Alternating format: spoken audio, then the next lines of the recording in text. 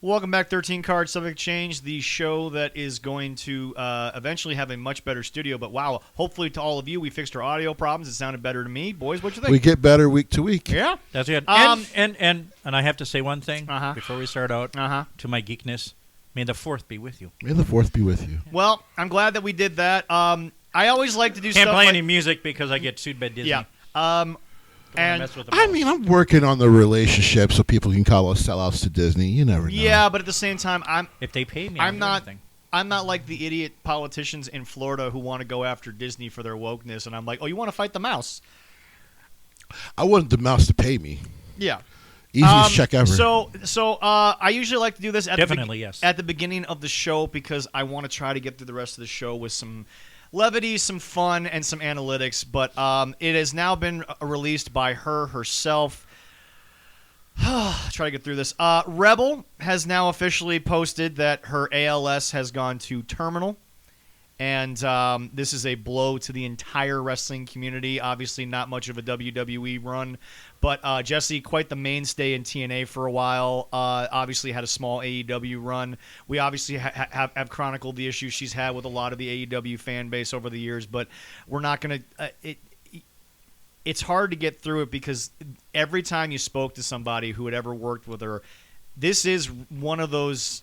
And Jesse, look, stop me if it's wrong, Okay. but it's one of those Wyndham type things where it's like she just seemed like she got along with everybody and was just a really great person. Within her peers, she's very well loved. Yeah. And I mean, I've never met her or anything like that, so I couldn't tell you from personal experience.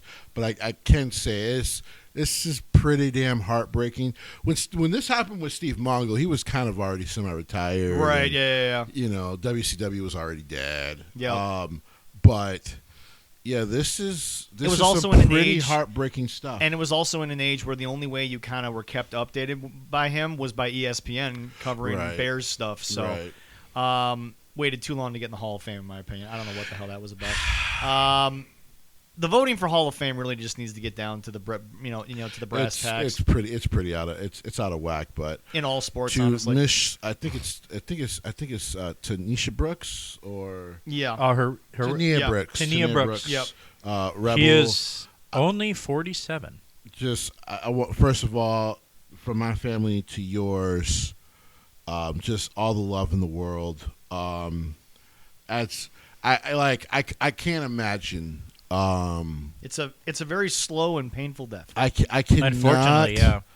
imagine like and you don't know when, and it's just it's truly heartbreaking. Seems like a really good person.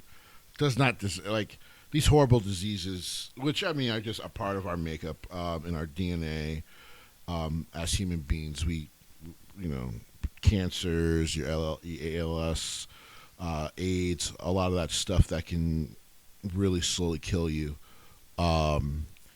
They're terrible diseases. Wish we had a cure for them all. We really don't. And this kind of does tie into this, folks.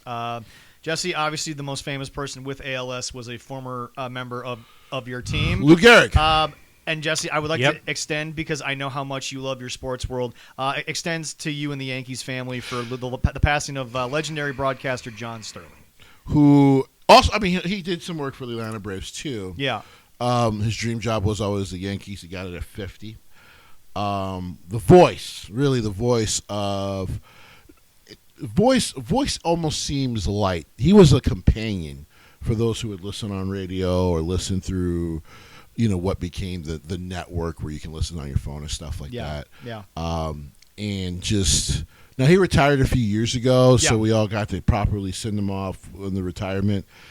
Knowing the Yankees, will give him a fitting tribute for the rest of the year. He was the voice through the golden years of Steinbrenner's 90s Yankees. Absolutely. One thing that defines the 90s is the tech boom and the dominance of the Yankees.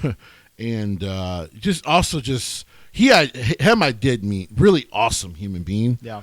To this weekend, I mean, it was semi-productive for me, but in the worlds in which I find myself a fan of and loving things, it was kind of sad. So to Rebel, nothing but love, and you live your days out the best way you can. And thank you for all the years of service to Louis. I mean, man, all the years of service and just being our friend, calling these Yankee games, making the team feel more legendary than George could have ever imagined. God rest his soul as well. Probably up in heaven firing one of the Angels right now. All right, I'm going to try to transition into something that I wanted to talk about. Jesse, it's very... So Roman Reigns. Jesse, it's interesting that you bring that up. Oh, he's going to be around. No, he's taking some. It's been announced, even though Jesse seems to be the only person in the world reminding people the man is still actively battling cancer, but, we're not going to pretend like that's not true. Said. Jesse, it's interesting. in I got remission. sent a video the other day on TikTok from somebody, and it was an interesting thing. It was an interview with some guy. I have no other context other than this, what he said, but it was basically, he was talking about the modern day workforce. And the modern day workforce, he believes, and I have seen it firsthand, has become the kids who did all the work in the class project are now the hardest workers in all of the business world, and they still get shit on. So basically what I'm saying is, Jesse, a proper manager in sports, in anywhere. Sure. If you have someone who shows up to work, they get their work done, they need minimal supervision, and they, are good as long as you've given them the proper training, those really aren't the people you should be focusing your time on. Okay. In terms of being a manager. Sure. Because what you should be doing is going to the, sometimes it is, sometimes it's lack of training or confidence, whatever. The lazy C player people need more, attention from management, Sure. I guess we'll say. Sure. Well, it's interesting that's said because, Jesse, I think a lot of people, and there's a lot of stories that are coming out that are somewhat confirmed and are somewhat disputed, but that's because Tony Khan never says a goddamn word in his life. Oh, we're talking about this. Jesse, I think that we need to start understanding that the slight boom that they had at the start of the year is now going away. Leroy, look at my face. Because... Describe my face to people. Go ahead, Leroy. He had a shitties and. Oh, yeah. He does. Oh, yeah, go ahead, anyway, continue. So Jesse, You got to get the cameras working. before we get to the actual news, Uh-huh. I'll get my opening monologue. Go ahead. Yeah. I'm a patient man. I know. You're not, but okay. But anyway, I've seen you go on a first date. True. He's not patient back and look at Zach. What? Shut the fuck up. But no. For this story, yeah. I will be very All right, patient. okay. You go ahead, sir. I will think be very patient. I think it is worth saying, Jesse, that Yes. in the years that we have watched wrestling, whether it be back to the 70s and 60s till now, Yes. Leroy in the 1800s when Correct. Abe Lincoln was putting those chokeholds on people. That's right. The first sleeper hold. Dude, I was watching Moses kick ass. All right, fair enough. Before his wife got him killed, right? Yeah. So anyway, Jesse, I think we're getting to a point where part of Tony's biggest problem is he is the type of manager who is sitting there and he is putting way too much time and effort into C+ people. Okay. And not focusing on the main event. And I can see the foot tapping. So Jesse, would you like to announce to the people what has been fact-checked, triple-checked, reported? Go ahead, Jesse. The floor is yours. To the sickos, They listen. I want you guys to know. I gave him more credit than he deserved. Because I said about the TV deal, we probably won't hear about this TV deal until like 2028. Yeah. Right. You gave him 2 more years. Oh, this lying piece of shit. Yeah. He's a lying piece of shit. And the best part is you're going to believe the lies because you have no other relationship to go to. You've burned all bridges.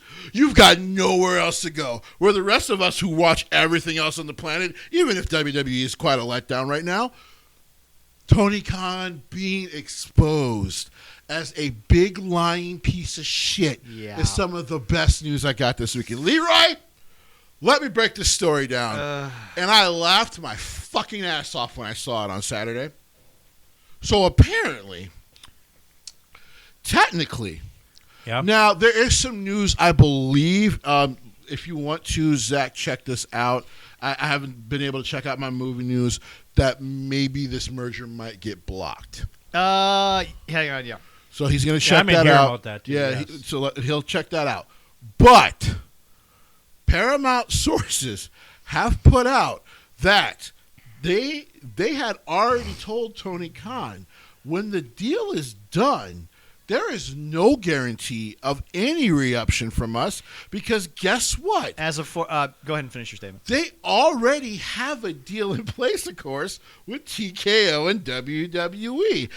Now, they said they were not against keeping the company, Yep. but they would also give him the right to find, in the next 12 to 16 months, some new partners, if we feel like. Now, the reason I laughed my fucking ass off is because I went, damn, the son of a bitch fooled me. Some of my sources were fooled by this son of a bitch. The reason I said, by the way, go Arsenal. Whoop Fulham's ass 3-0. Great job, Arsenal. I don't even like Arsenal. Let me be clear. To our fans, I am sorry that we all got this so wrong, because Tony Khan, for the last, 4 years, has just lied and be like, no, the deal is great. Our partners over there are great. We have nothing to worry about. And He also said they were privately owned by themselves, Correct. but John Moxley's bullshit exposed that. So before you go on, Jesse, Go ahead. I found what you wanted. As of Deadline, who everyone can say, well, Deadline, they're not the New York Deadline's Times. a major They've been breaking trade. stories for years, and people have had to go back and apologize. Deadline's a big trade. Paramount hit with antitrust lawsuit Okay. by consumers seeking to stop the merger. Okay. That was as of 4 days ago. Okay. So But anyway, back to what you were saying. so I also have this from so Jesse, I'll read this out for you. So this is from Nick LaPiccolo. okay. He says WBD told Tony Khan in August they would not renew AEW. He confirmed it and triple sourced it. That was Nick. Right. Leroy, could you look this up for me? See what publication he's from. So it's Nick LOPICCOLO. Hold on. Okay, yeah. But anyway, so Jesse, Leroy will stop me for that spelling in a second. Correct. But anyway, so he confirmed it directly and triple sourced it. 8 months of nothing, no plan, no growth, no direction. Right. The only distributor left. Okay, so you want Nick LOPICCOLO. PLOPICCOLO.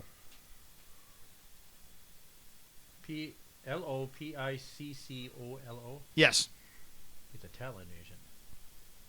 Yep. Okay. So that's someone that I personally would expect to have some knowledge about this, because Jesse, what is AEW if not a collector of talent? So anyway, back to my point here, Jesse. The only distributor left, rumored, YouTube and Google. The My AEW app isn't realistic and is a death sentence in 2026.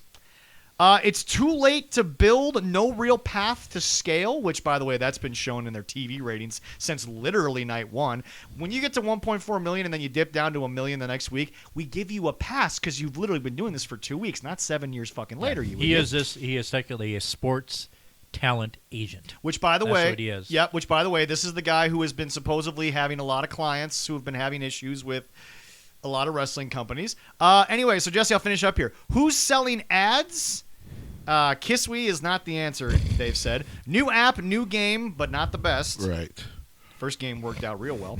Hold Tony's feet to the fire. Fans deserve the truth. Paramount's out. WBD's out. The CW and Roku are out. You had the CW, by the way. You said no. Amazon and Fox are reportedly also out. Last I checked, they're pretty big distributors. They are. And ask Tony Khan the real questions about the network, line, the locker room, and the fans, and he'll just tell you everything's great. Yep. So, Jesse, that's all out there. How about you go ahead and finish your little soliloquy here? I repeat. Yes. I repeat. Yes. And I heard this over the weekend also. I do not want AEW as a whole to die. I got accused of that this morning. Once again, anything involving Tony Khan and AEW is anti. I'd like to say to our boy, Mr. first place beard. Sorry, Leroy. Commander Q, I'd like to point out, just because I sit there and tell you that Bayley wouldn't work in AEW because the AEW women's division is so bad their own fans don't speak on it, doesn't mean that I hate all AEW. Jesse, go ahead and continue.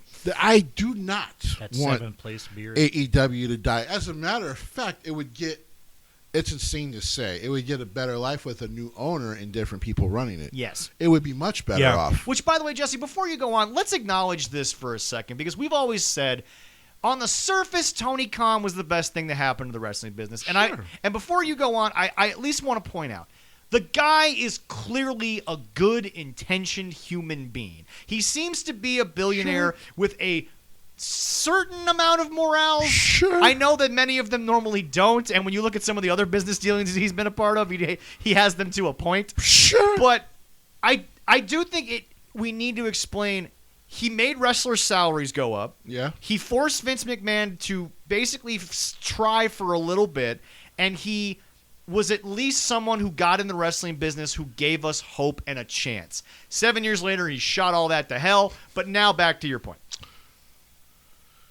Oh, he's fucked this up. Oh, God. Oh, he's fucked this up. He blew his wad in year 2.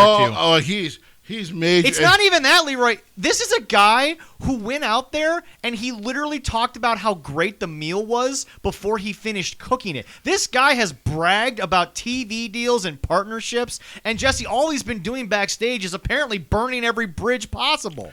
How do you not get Amazon to like you? Fox likes people with money. When we talk about... Well, he's not friends with Trump. When we talk about... Oh, Jesse, hold on, Jesse, before you go on.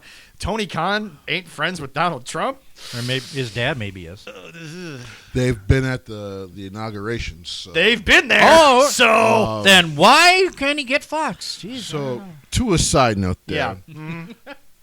For a nepo baby Yeah. whose dad gives him all the money in the world. Jesse, I apologize. We here at 13 Card Sub Exchange like to talk as much truth as we have sources to. Jesse, he has more money than the rest of the world. Correct. he's So, a really nice guy. so his father finances most of the stuff. Now Fulham has been back in the Premier League and got their ass whooped. But top 10 team, whatever. That's good for. They're not getting relegated, boys. They were kind of winning, and then now they're not. Right now, that's West Ham. That's not going to be good. I love Ham. When was the last time West Ham was in the Champions League? It's been a minute. It's been a long It's been a minute. time. Especially since they were the ones who got put in that brand new big ass stadium that they just built too. Yep. That's a different conversation for another time. Yep. And a different podcast. Love soccer. I don't. The more I've watched in the last 10 years, the more I love it. The grittiness, the corruption, I love it. Or is our friends across the So you're water watching called- women's soccer. Got it. I do when I can. like our friends in Europe that listen to us. It's football. I watch women's hockey, college hockey. That's some good. Yeah. Hey, they allow hitting in the PWHL. They probably should just put them in the NHL, but I digress. After what I saw in the Wild Avalanche game to start the game, I don't think you want Marcus Foligno hitting a woman. They could take it. So here's the thing. Well, they got to hit first. If they can take it, I that's all right. I am not saying. Leroy, look up Marcus Foligno's size and then tell me that would work out. Go I ahead. am not saying I want AEW to die. Who's he play for? Minnesota Wild. But AEW, if someone wanted to, Uh-huh. I don't know who the billionaire is, who the Yeah. rich guys are. Yeah. I think you could still hire Eric Bischoff. Oh, yeah. I think he's still hireable because that, of course, All he's doing is the podcast up in right. the Hulk mountains. Hogan passed away, so that company they were going to do is gone. Dead and gone. So Hulk Hogan was the only thing selling that. now that it looks like Tony has royally fucked this up, Yeah. if somebody wants to bid for it and just bring in Eric So Bischoff. based on what we have, Jesse, the guy. Now here's what sucks for the wrestlers though if this happens. Yeah. Ain't nobody gonna pay you the way he's paying you. And we're gonna get to TKO and their bullshit. Yeah. Because WWE's made like close to $9 billion. Which, by the way, Jesse has 1.5 times paid them off from what they purchased Correct. it for. But okay. whatever new owners get this company from Tony Khan, if somebody were to You buy ain't it from making him, $60,000 a year to sit a at lot home. of you dudes are probably going down to the $20,000 to $30,000 range. And you'll be lucky if you get that. Oh, and by the way, Jesse, the other part is And by the way, you're going to have the to come whole to like work for that $20,000. the 220 people on the roster, 80 of you are about to lose your job probably. Oh yeah. Oh yeah. Some of you probably want to at this point Sure. because you've just been sitting at home, not being talked to, your career's being forgotten But about. for those of you, because by the way, we've talked to a lot of people who again, whose names we will not divulge because they are in the talent version of the business. Correct. There are a lot of those weekend warriors who are like, wait a minute, I'm making $60,000 to sit at home and do nothing. Unfortunately, that ain't gonna happen anymore. I want to do a slight impression of somebody talking to Tony Khan on the phone. Thank you, Lionel Richie, for this lovely song. Because all they go is, hello. And they don't hear anything. You're welcome. I'm just glad that you used the real version and not the crappy Adele version. I do believe. You can't. I believe That's a good song. You can't fuck that up. Now let's She talk. did. Let's talk about what ifs here. Yeah. Okay. Oh, by the way, but before you go on, Jesse, so what? Like, let's remind people, he's got maybe till the end of the year to figure out what to do with this. Correct. So let's talk about what ifs. What if Tony Khan, really the only partner he's got is YouTube, right? That's something. Does he continue this? Maybe. Because Jesse, clearly, part of what the allure to Tony has been, and if you watch as many interviews as I have with this guy, it's clear. There is a lot, and you and I have dealt with these people. There is a lot about running a big technical production that makes people go wide-eyed. Sure. Especially when they're the one at the top. Sure. Jesse, you've worked in the music industry. When guys get to direct their own music videos after a while and they're not hiring a director, oh boy, do the eyes go wide at the opportunity to make this look good. Right, right. Which is why some of the bigger bands just hire someone to do it for them. So what'll be interesting, right, is it could be a restart for him to go on YouTube and really you're really indie-ing this thing, but Yeah. okay. Yeah. What if, here's the other big what if, Daddy hops in and goes, son, it's time. It's time to sell this Because, Jesse, thing." to be fair, you had talked about it multiple times on this show, and Leroy, you brought it up a couple times too. It's one thing for Daddy to sit there and say, I don't care, Right. I'm not losing billions, but I'm Right. not making anything on Right. it. But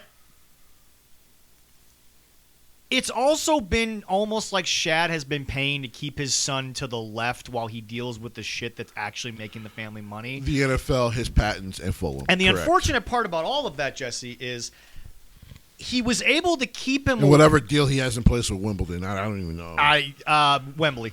Thank you. Yeah, but Wembley. But, But anyway, yeah. But anyway, Jesse, it seems like though what was able to justify Shad's keeping his son away was the fact that, well, you are getting broadcast deals. You are making deals here, son. Right.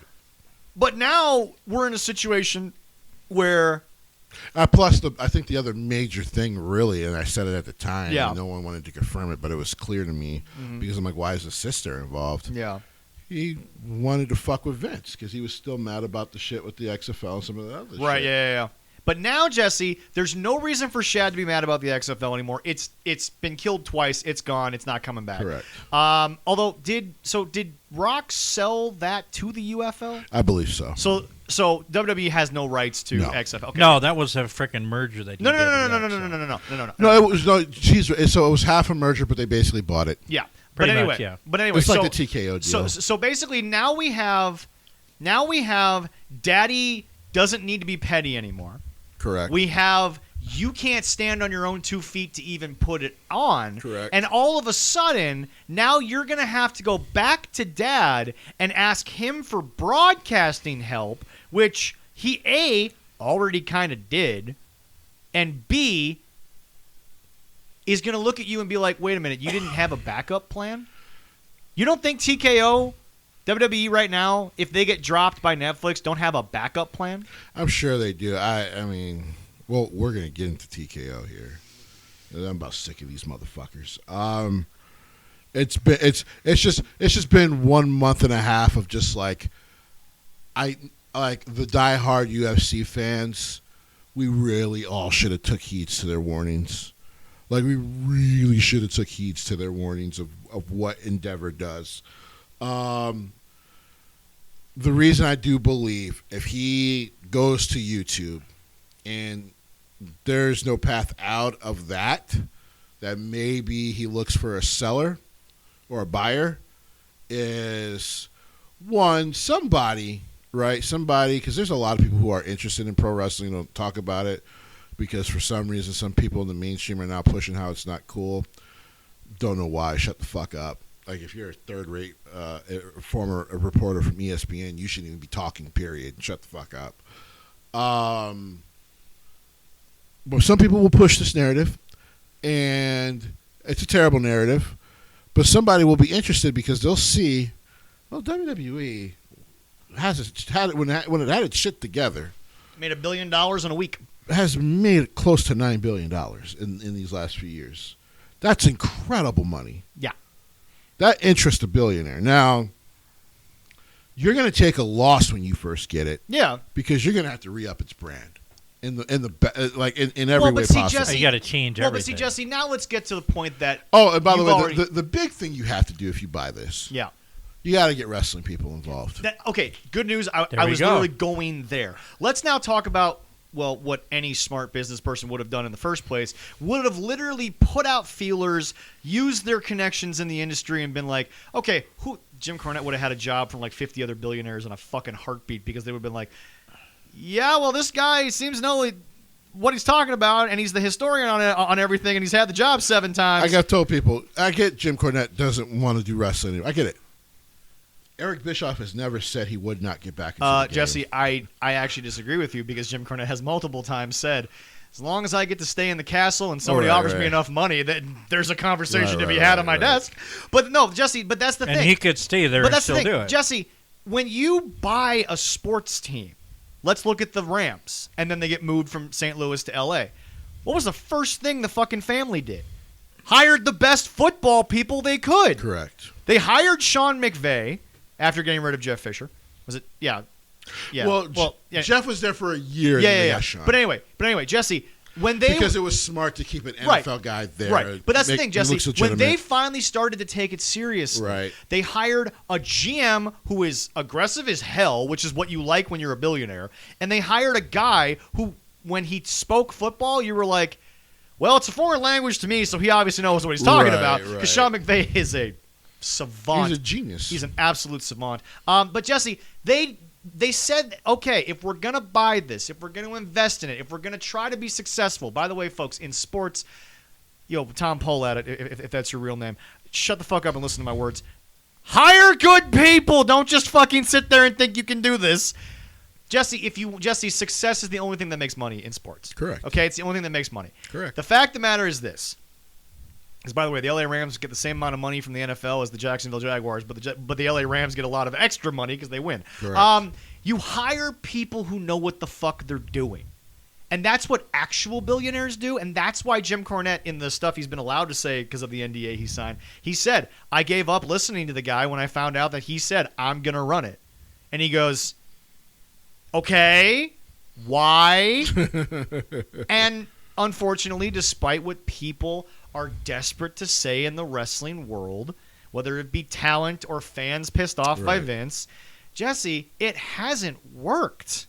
No. And it's to a point where this guy does not have any indication that A, he knew what he was doing in the first place, or B, Jesse, it's been 7 years and he actually hasn't gotten better. Right. He's doubling.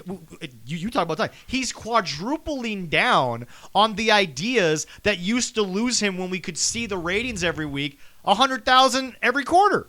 Right. He's quadrupling down on these ideas. And by the way, Jesse, what is the most depreciating asset? An older star who's no longer hitting for average. Right. And George Steinbrenner would have kicked his ass out, pay whatever he had to pay. The moment I started, it's the old. I mean, he did it quite a few times. But Yeah. to go to Moneyball, one of the movies we quote the most, David Justice. It was a real fact that David Justice had to be told, "Wait, you think we're paying you $20? No. The Yankees are paying us paying you $17 million to play against them. That's what they think about you. That George Steinbrenner wrote a $17 million check that quote unquote you're going to cash at the end of the year, but just know he wrote it to get rid of you, Right? So that he didn't have to see you anymore. Correct. So, Jesse, like you said, there might be some losses at the beginning, but like you said, I think right now, if you were to buy it and you wanted it to be successful, the best options you would have would be to call an Eric Bischoff, gauge what he feels, figure out what he wants to do. Some people would tell you about Vince Russo, and then you'd go, wait, why does this guy have all these lawsuits? Don't you fucking do it. You want to kill your company? Then you do it. If you want to kill your company. Here's the thing. Juggalo Pro Wrestling can survive it because no one has ever taken it seriously anyway. True. But, like, it would, like, well, to be fair to GCW, it is actually taken very seriously. That's why when Jim has a certain issues, it's like, yeah, Jim, but that's not all of it. Like, it's easy to fight back against that. Right, yeah. But, yeah, otherwise, like, yeah, you get an Eric Bischoff. I mean, I don't know if Shane would even be interested in the fucking thing. Because you did report there's like maybe a falling out with the family. Maybe it seems like there is a partial. Maybe it's just with his father. But he was there with his mom. But he was there with his mom at the correspondence dinner. At the alleged assassination attempt. Where a guy ran by the Secret Service with a shotgun. Not a fucking chance. And all those people didn't just go running for their lives like a normal person in a shooting. Yeah, sure. Those guys are all former like special ops members. There's just not a chance. No. It's like, why didn't you move, Trump? I was pooping. Yeah, he probably was. Yeah. Well, no. Anyway, no. To be fair, they had been sitting there for what? Already about 30 minutes. He had already taken a shit. By the way, he didn't go to any one of these, and now he finally goes to one if somebody tries to kill him. Come on, bro. Yeah. Where'd JD go? So I'm sorry. So anyway, Jesse, let me wrap this back into this. What you're basically telling everyone, and I'm going to ask you the question. We're finally at the point where it might finally come out, not just all the lies that are being exposed, everything else.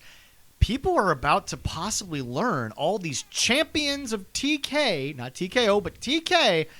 Jesse, it's really only ever been that Shad didn't want to care. That's it. That's it. Because, by the way, Fulham was in League 2. Daddy stepped back in. Fulham's back in the Premier League. Yep. Jaguars. The Jaguars has never been his thing. He's had some like personnel jobs. Yeah. But for the analytical, but like that's mostly Daddy. And I can tell you that's mostly Daddy because we all saw what happened with Urban Meyer. That was mostly Papa. Because Tony Khan would have never. He would have never fired Urban Meyer. Nope. Urban would have finished the season. Daddy was like, "You ain't making it to the press conference. This is a disaster." I don't even. He probably was like, "You should be thanking me. I let you back on the fucking plane." Yeah. But yeah, no. Here's the thing. I don't want it to die, but I will say this: it could be a brighter day if someone else is willing to buy the company.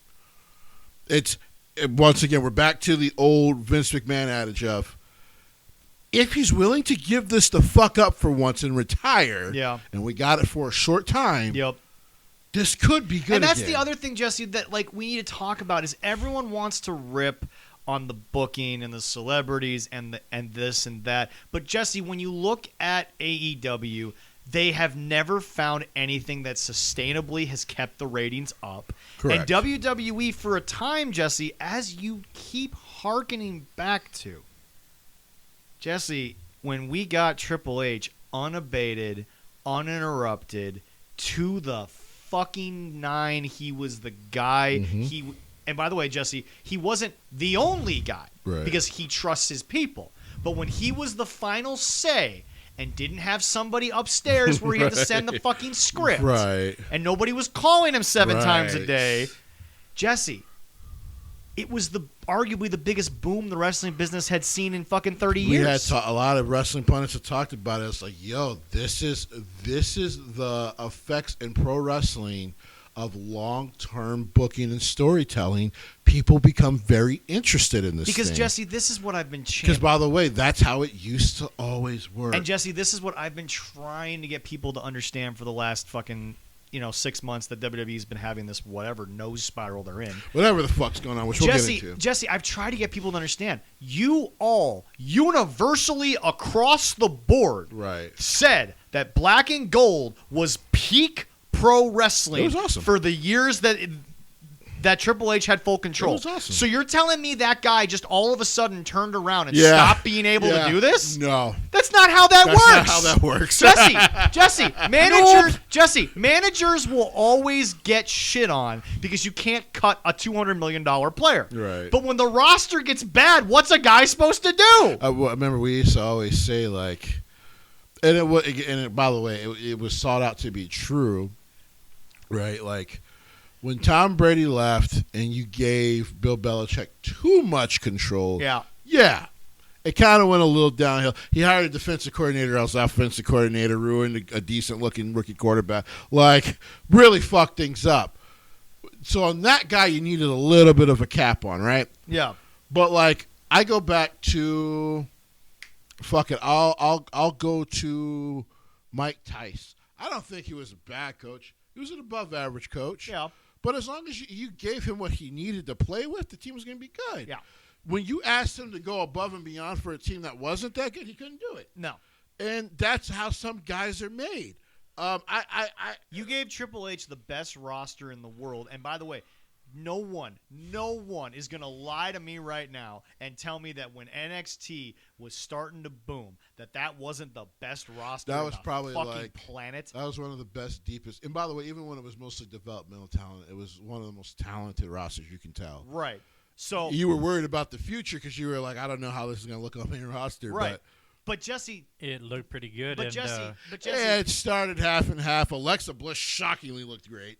I don't know what that. If I ever get a chance to interview that woman, I will not only open by giving her the flowers that she deserves, which is being the best of the NXT women's class, because she deserves it. She got there first. Between her and Bianca, I'm shocked it has worked so well. But number two, I need to ask her, how did you overcome something that you were not supposed to do? Right. Now, back to this, Jesse.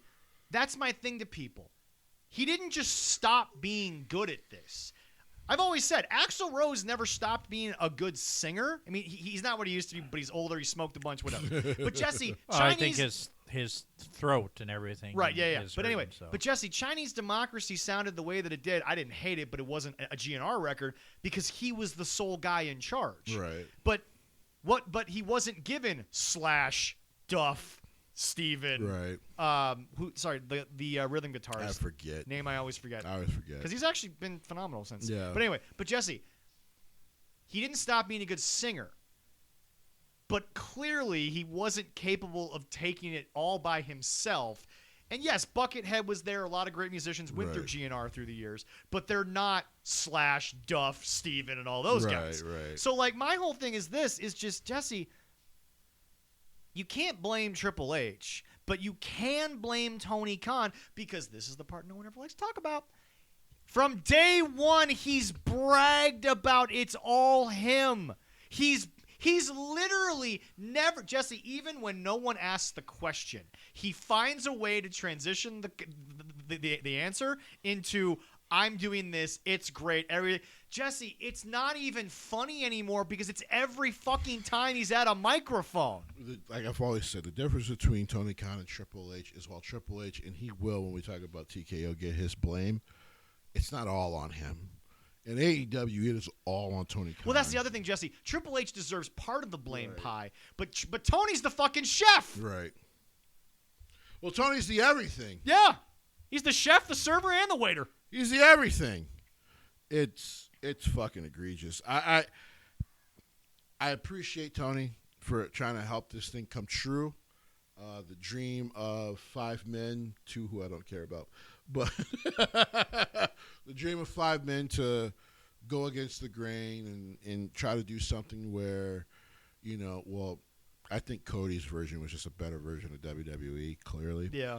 But to try to go against this grain of what Vince had made pro wrestling into on the mainstream, but still give you something. Because remember, you always used to say, Cody went to the slums, went to the bingo halls, he went to the indies, and he realized what Vince was missing in the big show. Right. And he took all that and he made it into a vision, Jesse, that like you're pointing out, got perversed by ultimately the money mark. Right. Because at this point, yes, we're all marks because we love wrestling. That's just how this works. But for the love of God, like there's no other definition of money mark than this guy. Right.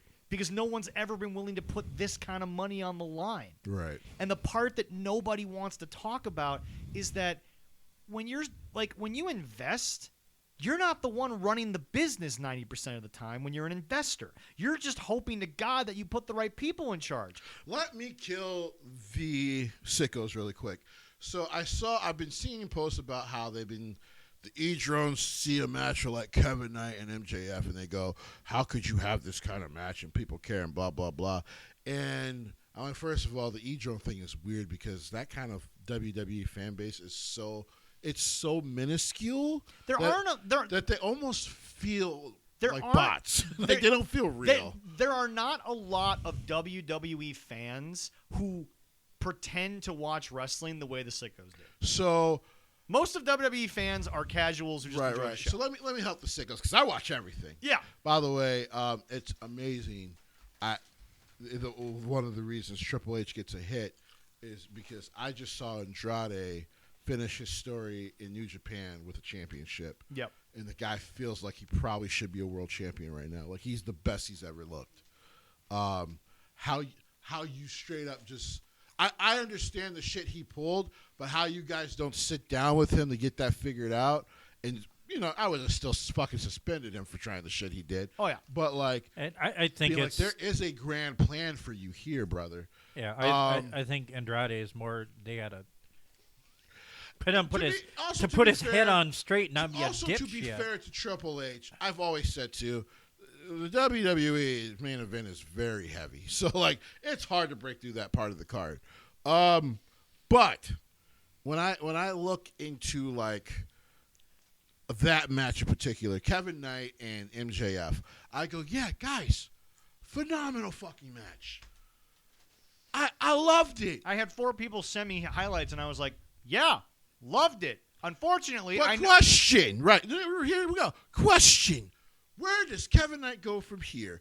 Clearly, this match, of course, was accosted MJF. Am I wrong? MJF lost this match, 1, because of his own hubris as a character, and 2, because of Darby Allin. Because what did I say before? This whole story is to just get the title back on him. Right. It's clearly. Right. So, okay, so why would anyone tune in week to week when they can already see where you're going? Unless I've always said, if they see where you're going, at least make it worthy. Well, that was the thing, Jesse. You said on the show, I don't think Kevin Knight's winning, but if he does, there's going to be some shenanigans to it. And yes, that's not verbatim what you said, but you were alluding to it. But the fact of the matter is that, Jesse, everyone's like, well, it was a shocker that he won. I'm like, no, it wasn't. It was telegraphed the whole fucking show. It was telegraphed the moment MJF showed up because it didn't make sense for MJF to show up. Why would he go for a lesser belt? Well, not only that, but Jesse, okay, now you're bringing up something that will go into the wrestling analogs and histories that no one reads but us. Here's the deal. Guys, yes, certain main eventers, Seth Rollins is a prime example. Sure. Sometimes they can come back down to the upper mid-card and they can wrestle for the Intercontinental title because a billionaire, for some odd reason, sends a giant home for 6 months. And we have now learned Brock Lesnar told him, I'm going to work. I'm willing to work a part-time schedule, but I'm also willing to show up for the promos and the angles. So when Vince would send him home because Brock Lesnar didn't want to wrestle every night, but if you asked him to stand there while Paul talked for 15 minutes, Brock wasn't going to care. He was getting paid for it. He had to sell for a guy he might beat at a pay-per-view. He was willing to do it. Right. So unfortunately, Brock gets a lot more flowers leaving when he told everybody, "Yeah, I wanted to do better by the fans." That was Vince's fucking idea to be like, "Nah, let's go home, pal. It'll make you feel bigger every time we bring you back." So now back to my point. No, sometimes you get that. Those are anomalies. They're not real.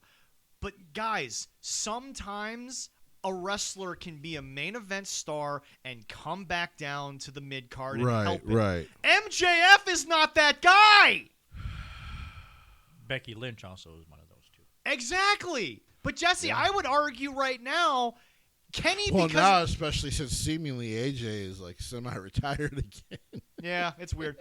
But again, Jesse. Fine, but again, Jesse. Part-time schedule. But again, Jesse. The way she said goodbye is she's leaving for a while. But Jesse, we did report at the time, to be fair to her, that she didn't sign a full-time deal. She didn't actually sign a long-term But deal either. anyway, Jesse, no. But here's my point.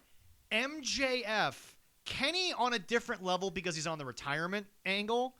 But MJF is not someone you need to go be getting wins for fucking guys who are not on his level right now. There's a certain way. If you're going to have an MJF put over Kevin Knight, is you want him to put him over to be one of the next main eventers that you're going to see Instead, Kevin Knight kept the TNT title, and he's just going to keep... I swear, Tony Khan just won't admit that that the TNT title, he's modeled it after the USA Championship in the sense of he just wants it to be defended every fucking week, blah, blah, blah, blah, blah, with nothing going on. Even though, Jesse tried to tell you, Carmelo was actually building a story through those open challenges. Yes, he was. Kevin Which Knight, he did. He's an 8 last week. This week, he's going to be a 4. Am I wrong? Well, no, I'm just saying, though. No, you're right. It's just, but this goes to the issues and why, listen, if he's not going to be able to keep the company, I would like someone else to buy it. Because at least, and maybe in this case, unlike TKO, at least, like, if someone buys it, because the talent there is incredible. Oh, I tell people that is the one thing I can give him. The talent that has been amassed between AEW and Ring of Honor is incredible. Jesse, but it's just utilized piss poorly. Jesse, I can't even remember the last time a sports team put together this level of talent. The Eagles. And it's just pissed it away. What was that? 2015 the Philadelphia Eagles, the whole dream team. Yeah. Your Vikings in 2000 and what was the year Gary missed the kick? That was 98. Okay, yeah, 98. Yeah. I do not want to talk about But that. it goes to show, like, when all this talent is amassed, and you should be winning championships, and instead you can't get out the first round of the playoffs. That's AEW. Yeah, like it's when it's the management is that bad, which it has been. This is what you get. And by the way, Jesse, for the sicko's sake, I actually hope for you guys, and for us as wrestling fans, he's like, because I thank you for getting us into this ballpark. Yeah. But can you sell it to someone who can use it? Now, Jesse, one more time for the fans at home. Who is the management team you're talking about in AEW? Oh, wait, you're talking about one person. Yeah, it's just Tony Khan. Yeah. Well, by proxy of his father. But it's just Tony Khan. So it's, like I tell people. You can't tell me Shad doesn't go to parties without Tony and get asked about this fucking thing. I've never hated, I've never wanted AEW to die, even if I don't like how they do, like how he terribly tells stories, because it's just so reminiscent of Vince McMahon. And then in the 20-teens, right? Well, in the late 2000s through the 20s, like it's the same kind of shit. Yeah. Except maybe the wrestling wasn't always as great, but like it's still the same terrible storytelling and booking. The WWE main event scene was almost, or actually the whole WWE roster was arguably the main event scene in the 2010s was a fucking joke. And Jesse, it's funny, but like people look back on it and they're like, oh, it dominated this, it dominated that, blah blah blah. It was too much, too long, blah. The Bloodline arguably saved everyone because Vince stopped paying attention so much and he focused on the Bloodline so much. Well, he was the overseer at the time, but remember, Roman had the cachet to say yes and no. Right. But what I'm saying is Jesse, the mid card was left alone a little bit, and Vince left it to everybody else. And so it got to flourish a little bit. Yeah, because everybody left. Jesse, remember the Intercontinental Championship and the United States Championship were never in the Bloodline. Right. Even though Solo was right there. Right. So those titles were given an opportunity to flourish while Roman was holding holding the belts. Right. And everyone's like, well, the bloodline dominated. It might have helped. He didn't care about the tag division to begin with, so. Yeah. The bloodline that was the dominating storyline of that time. I understand, but what I'm saying is But it may that's have it. helped overall because Oh, yeah. then Vince wasn't paying. Because the problem that people don't get, and it's been well documented, when Vince didn't have the bloodline, Jesse, he was under every story like it was a fucking ham sandwich and he was a starving orphan. He would sit there and he would go over it in detail. You can't tell me the whole roster wasn't rolling their eyes being like, damn. They had to do, like, the saying used to go, like, to get to some good shit, you're going to have to do some dog shit. And also, by the way, a little heat for Triple H that Jesse, again, we'll get into later. Guys, I don't really think it's funny for you to start posting AI jokes when that was reported 3 months ago. You're just late to the party. True, I did not like seeing that shit on NXT though. I did not. I was just like, wait, that was lazy. That's ugly. Don't do that. Like, don't do that.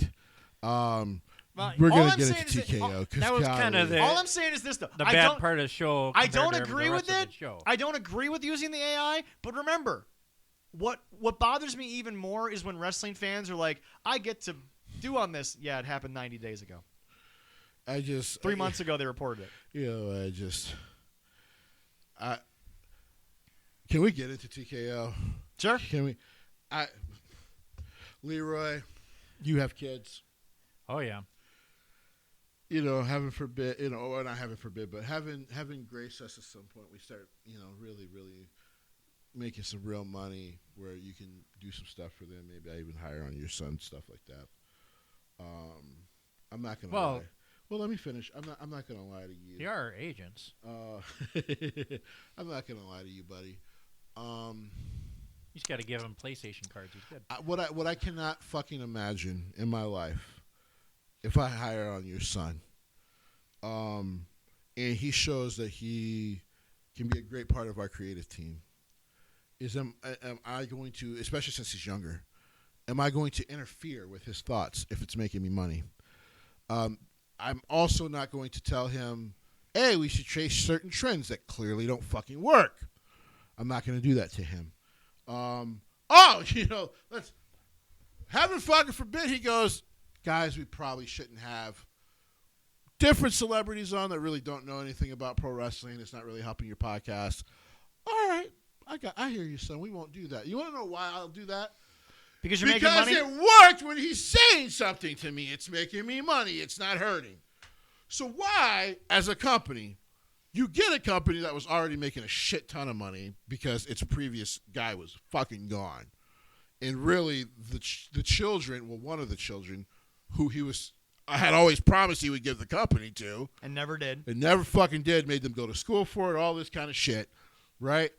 One of them finally gets a hold of it. It's really funny. He took what his father forced him to do, and he didn't give his kids the same option. Correct. It's really fucking funny. He's a big piece of shit. Because by the way, folks, Stephanie McMahon, even if we account for inflation, Vince paid $1 million. Now, he's gonna charge Stephanie $1 billion. She had that. She had that money. She had that. She could have bought his shares if he But wanted to. She could have sold them shares off, waited 60 days, and said, "Daddy, here's a check." Right. But is it good or bad What do you mean? that Vince didn't make his kids do the same thing? It's bad because look at what's happened. I'm about to say it's fucking horrible. It's I know. bad because look at what's happened. I understand that, but if that wouldn't have happened, if Okay, hold on. No. You're asking a question that is getting really odd and contrarian for no reason, and here's why I say it to you. I'm not even trying to be insulting. I'm saying to you, much like we just talked about Triple H's booking not being shit because we saw it, we already saw Stephanie was doing a great job. She was doing an excellent job. So that's the part. No. Again, I like that you brought it up, but like, it bothers me because the obvious answer is yes, it was a bad idea that he didn't do it because unlike him, when he bought it from his dad, she had already shown she could run this bitch. Yeah.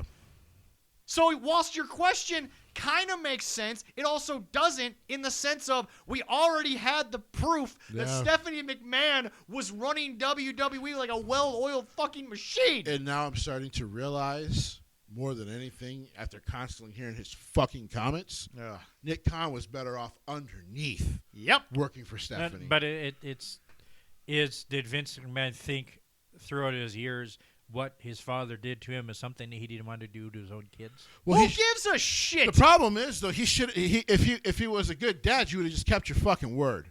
Well, yeah. Now, I understand telling Shane, like, stop being involved in the wrestling part of it. Right. Yeah. Like, stop. Yeah. DX is here. They're going to do that. Yeah. But you can do some of the other stuff helping your sister. You figure out where you fit in, which, by the way, he's a decent businessman, so he would have fit in well somewhere. Oh, yeah. Yeah. To be honest, in hindsight, TKO was the best of two different deals because the other one was It's the Saudis. probably the Saudis, and as we were learning with Live Golf, that probably wasn't. But okay. No, that wasn't a good idea at all. But okay. Well, okay. First of all, I'm sorry.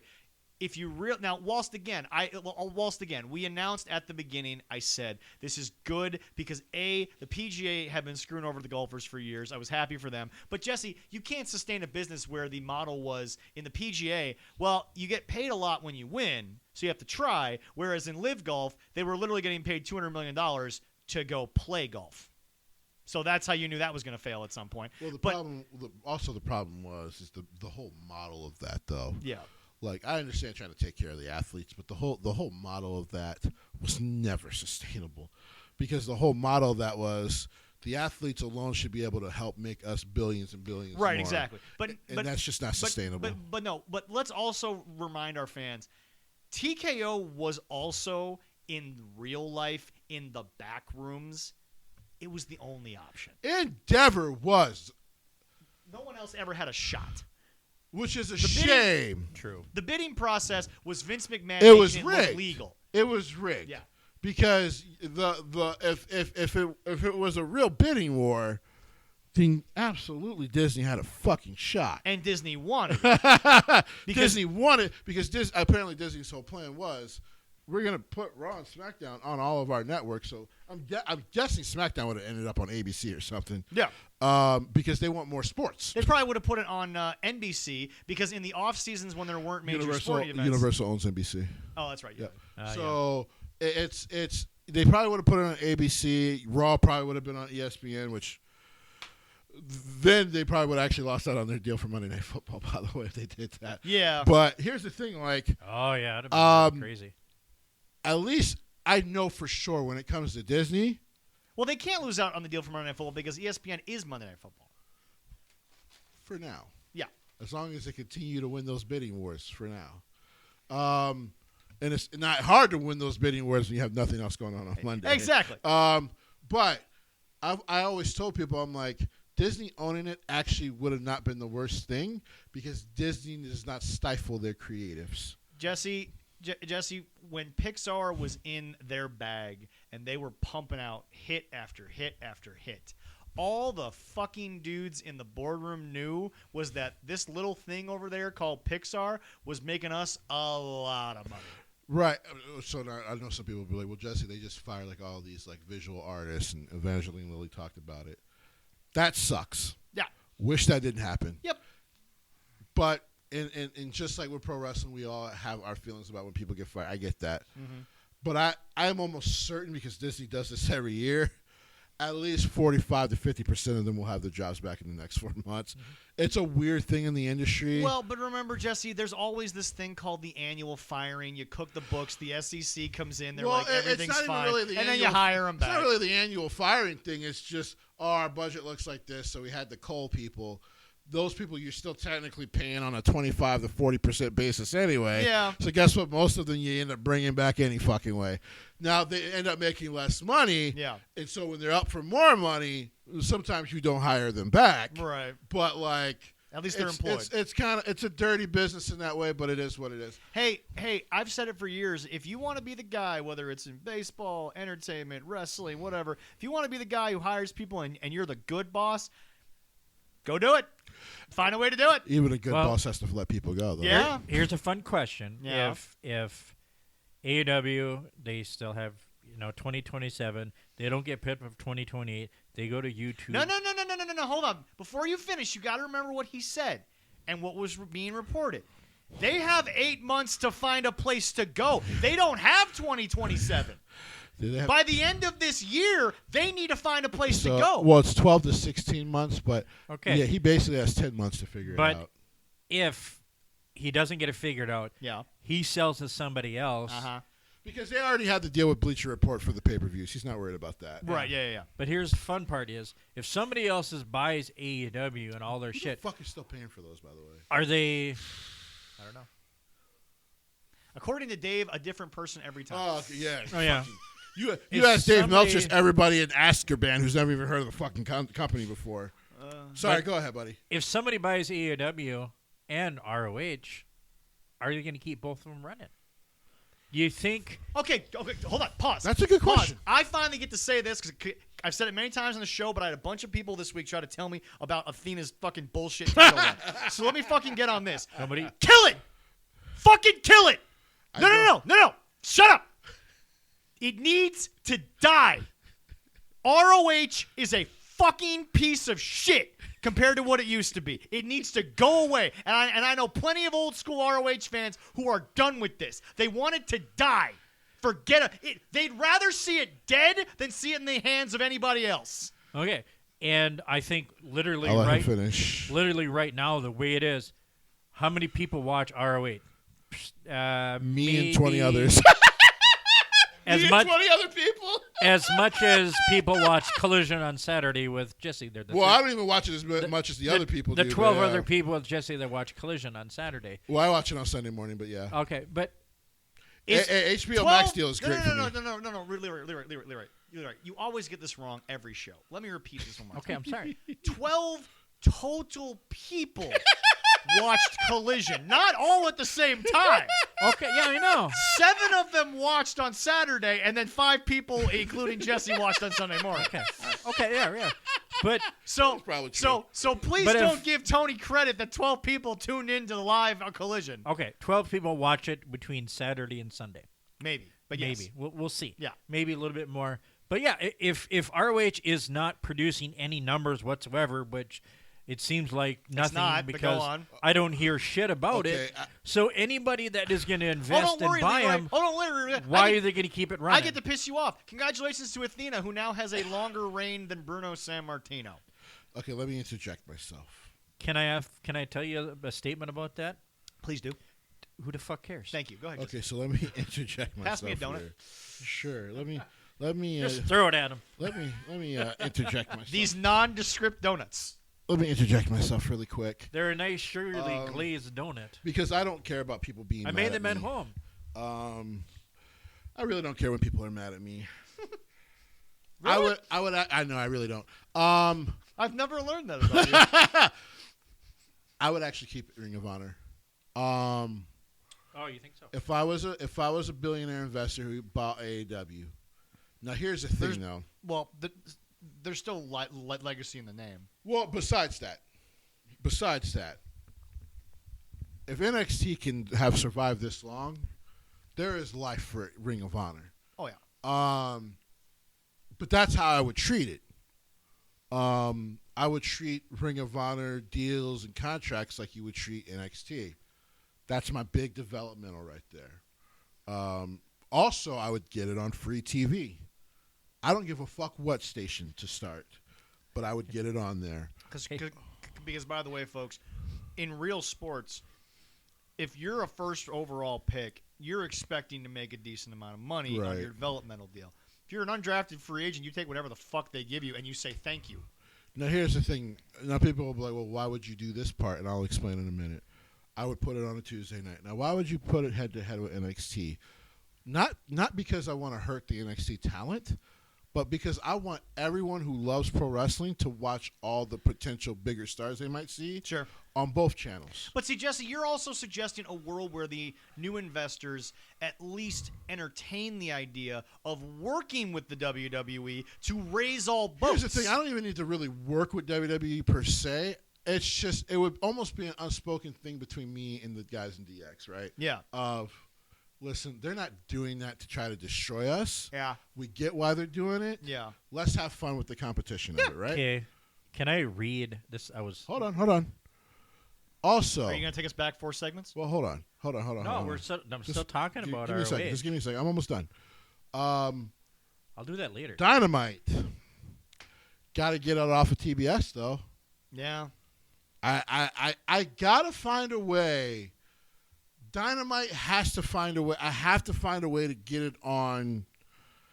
I don't know. You see about it on NBC. You see about ABC. Somebody. Yeah. I take a lesser deal to start because Tony has fucking blew his wad. Yep. But on Wednesday night was never the issue. It was the booking. Jesse. And then Collision would go to YouTube. Why would I do Collision on YouTube? One, it's a tape show. Yep. Two, I actually don't have to put too many commercials on with it. Yeah, exactly. And then 3, More than 12 people watch. now, well, right. And so now when I tell people, hey, watch this on YouTube, when they come back on Wednesdays, Yeah. they're going to know what the fuck is going on. You know, Jesse, whilst I will not ever pretend that Sid the Kid wasn't an incredibly productive talent in the history of the NHL, top 5 all time, it's not even a question. But if people were actually ever paying attention to the contracts of NHL players, Sid has made the same amount of money every year of his life since he's been signing big deals with the Pittsburgh Penguins, and it's not a lot. Sid has not been paid a lot of money the majority of his career. I think he's been a $7.7 million guy every year since he's been a big guy. So, Jesse, that's a lesson to be made to a lot of people. You're right. Take a lesser deal. What if AEW was outperforming their deal as opposed to underperforming their deal? And that's kind of the idea, is that, Jesse, regardless of what the fans and the sickos want to believe, they have no negotiating that's the thing. leverage. They have no leverage. But if you were doing Nope. 700,000 viewers a week, but you were only making $500,000 from the TV networks, you've got a little bit of leverage to get a raise. So like you said, what if they took a lesser deal, outperformed it, and now all of a sudden you tell them, look, there's no more pizza cutter spots, there's no more of that bullshit, there's no more of the fucking bleaching chlorine down a guy's throat. We'll get to John. We have to get to John Moxley at some point in this show because despite the fact I'm wearing this, God, has he gotten bad the last few weeks. But anyway, no. You're right. They would take a hit, but the problem that we continue to gloss over, and you're not glossing over it on purpose. You're glossing over it because unfortunately we have to get to all the points. This guy has been trying to explain to us for 7 years how they've grown, how they've evolved, and how much better they've gotten when there isn't a single metric that isn't, I'm a wrestling fan and I love the talent and look at the growth in this one person. There's no other metric that you can measure that proves that Tony's right. Here's the thing. I've never glossed over it because we've talked about how every time he does a thing and they don't call him out on it, it's just bullshit. Dude. Okay, if there is one thing that I would put real money down on, is I would go to every person that is ever put in that press conference. Also, that's the other thing. If I'm a part of the group that owns them, right, we're not doing press conferences. Oh, fuck that. No. No, you don't need to. No. Bad idea. But anyway, no. One thing I will put real money on is all the reporters that are let in that room. Don't tell me you ain't getting paid to ask a soft question. Because let me be very clear. If you value any of yourselves as journalists, any of you. Now, Chris Van Vliet gets a pass because he always asks things in a very conversational, nice way. That's just Chris. Right. So Chris has proof. The rest of you, you've all been fucking shitting on WWE for years. You've all asked them questions and been like, well, I didn't get a response. So you were able to, trade on that. Right. So don't give me this bullshit that all of a sudden you're in the room with this guy and you know the numbers, you know the metrics, you know the fucking show, you know wrestling because you've covered it for almost 20 years apiece, and not one of you looks him in the eye and goes, Tony, what the hell? Dude, it's not all great. You can't say it's great. It's not all great. 1.4 million. I repeat that number over and over again because that is what the very first episode of Dynamite did in 2019. Fast forward, 2022 was the last time they hit 1 million. Was that Kenny versus Elijo Del Vikingo? I believe so. Yeah. So, okay, so there's that. And now here we are 7 years later of a project that Jesse said, all right, 2 years you get a pass. Your fans are bragging that you're doing half? No. We don't gloss over that. It's trash. It's just like I said, when Seth Rollins was like, well, if you're not a fan of what we do, then why are you even here? And then he blocked me on Twitter for a while because I said, Seth, you just got here 7 years ago. This company used to do 10 million viewers on Raw. We are down to 2.3. Yeah. I don't give a fuck how hard you are working. And as great as you are, it is not working. His booking is not working. No one wants to watch this shit. People are embarrassed to say they're a fan. Which, now. by the way, now that you've mentioned that, I want to go to the people on. I think he has unblocked me because I think I do see him on Twitter. Sweet. But no. Now we got. So I was right, nigga. That's why. Now we go to the people who I commented who are now posting a bunch of laugh emojis on TikTok. Okay, so there's a video out there on TikTok of which is set to Creed's My Sacrifice, and it's like, we remember these days, and it's the Attitude Era. And I'm like, you got the same 7 guys in every single video. Oh God, there's a random Dudley Boy thing in there. Like, and I'm like, guys, can we admit that the rest of the card outside of the main event, Jesse, I'm going to say this to you because I'd like your response to the gentleman that said this to me. Because my response was, guys, outside of the main event, it was mid at best. And this guy goes, hey man, hold on, you had to be there. And I'm like, motherfucker, what? it's just. I like had to be there. It's like the people trying to rewrite history of things were so much better under Vince, and I'm like, nigga, y'all didn't even watch. You know what I would have said to him? Only one comment. Chop it up into pee-pee. That's it. I don't. The funny part about it is there's actually worse than even that. I know, but that was pretty bad. It's so weird that Daniel Bryan's character, once said the fans are fickle, and now I look at the man himself, and I'm like, boy, don't look in the mirror. But at the time, I'm like, how do I boo a heel who's actually right? Like, what are you the Attitude Era, as short as it was, and it was short. Yeah. Remember, Stone Cold was at the top for 3 years? Maybe less than that. Around 3 years. That's it. He quit for a year too. Yeah. Quit for a year and a half. It was at least 8 guys. The mid-card scene was kind of a joke until 2002. And then, and by the way, folks, quick question. Can anyone, besides the people in this room who are nerds, can anyone tell me what the hell was going on in the WWE Tag Division before the TLC match at WrestleMania? Are you ready for this? Not so much. I know you can. we had Asians living stereotypes. Yeah. We had black people being pimps and living stereotypes. Yeah. Yeah. We literally had, it should have been thought of as revolutionary, but the female group who owned a male sex slave was called PMS. Yeah. We had bra and panties matches. We did. We had Leroy trying to sell us that was a match. We had mud matches for women. It was stated that it was. Yeah. We I've never heard Jesse laugh so hard. We learned what nipple placelets were because they would strip the women down to their skivvies and their tits. Well, Stephanie Beaver did do cleavage. There was an incest fucking angle beaver cleavage or whatever the fuck. It only lasted one. It was One too many. Yes, it was. No. Oh, it goes on. Before we had Patrick Burchill as a pirate, we had 3 different pirates. Yeah, we had pirates. Okay? We forget the Undertaker and Kane. Paul Burchill, by the way. Forget the Undertaker and Kane. Let's. Do you remember Midian? Yeah. Yeah. Wasn't that good? That was a fucking thing for 4 years. It was a good idea, but it was not. I got another one done for you. good. He's gonna puke. He's gonna puke. You remember what tag team wrestler that was? Yeah. Yeah.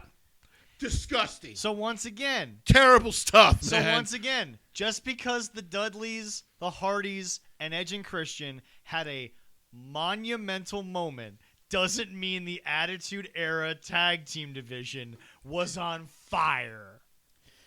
Really, when I think about 90s wrestling nowadays, I'm just like, wow, most of this shit was terrible. Yeah. But Jesse, remember, I say it all the time. When you are looking back and you set Creed to things, because Creed, by the way, is quite the emotional ride. You said Creed to it. It looks beautiful. See, My and I- sacrifice is still a hell of a tune. But anyway, What I was saying about- Jesse, every time someone sets up an Attitude Era video and puts music to it, I'm like, you're all showing the same 9 clips.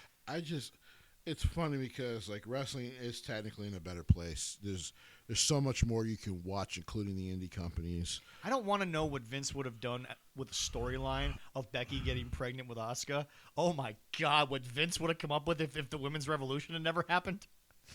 Oh yeah, We're not even gonna go we're not there. gonna go there. But to counteract Jesse's thought of keeping ROH, I looked Once again, 4 segments back. I Well, I appreciate was you. waiting to get my moment, ahead, but you go guys ahead, kept go going. ahead, go ahead. It's just go a joke ahead. in the show. Go ahead. All right, what it is said, the first thing when I looked it up, I was wondering if ROH makes money. Yeah. Ring of Honor generates revenue, but is unlikely to be profitable. Operates primarily as a streaming focus entry under AEW. They may have between, it's funny when this is between 5,000 and 20,000 subscribers.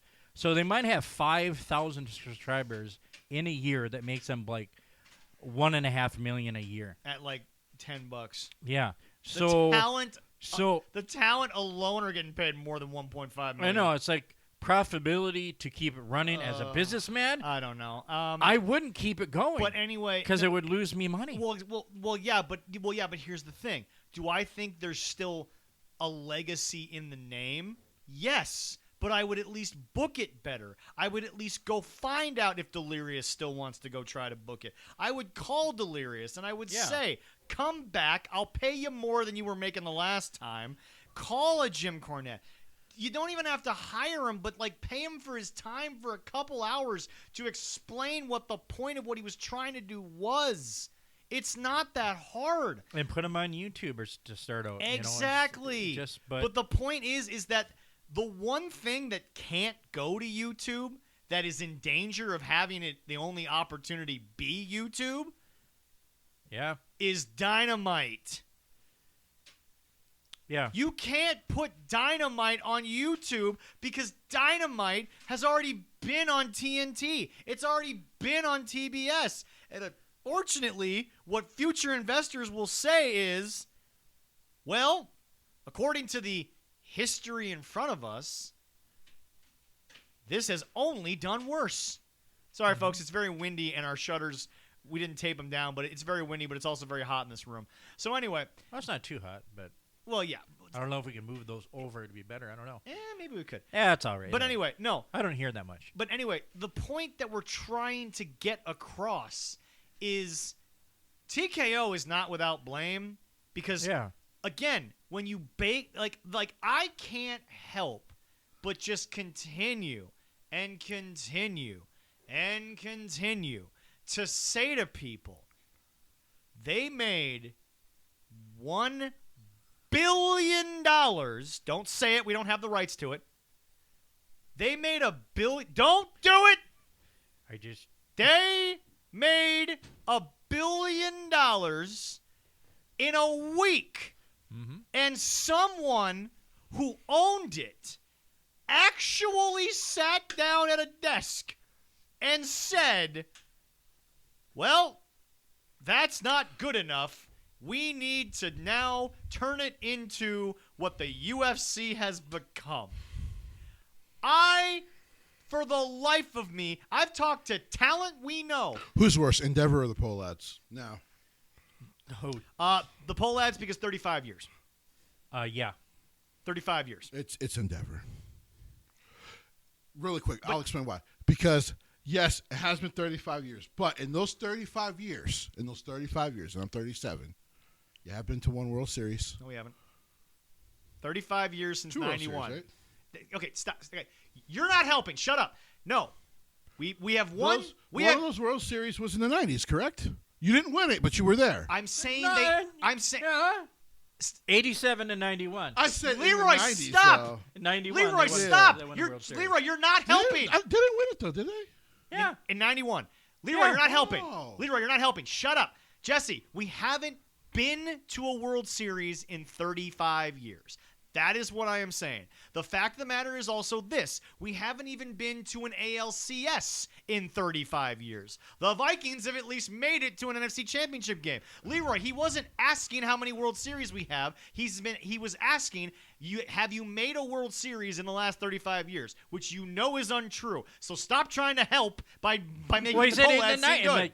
In 91, they did. We don't count 91. But they have not made it back to a second round. We don't count 91 because I said in 35 years. So if you're saying in 35 years, yes. Right? And like I said, I'm 37. Yeah. So in my lifetime, starting in 1992. So they won 2 years before I was born, and then they won in 91. In my lifetime, I've seen a couple. Okay. Yeah. A couple thousand, but more than just the Twins. You've seen all the sports.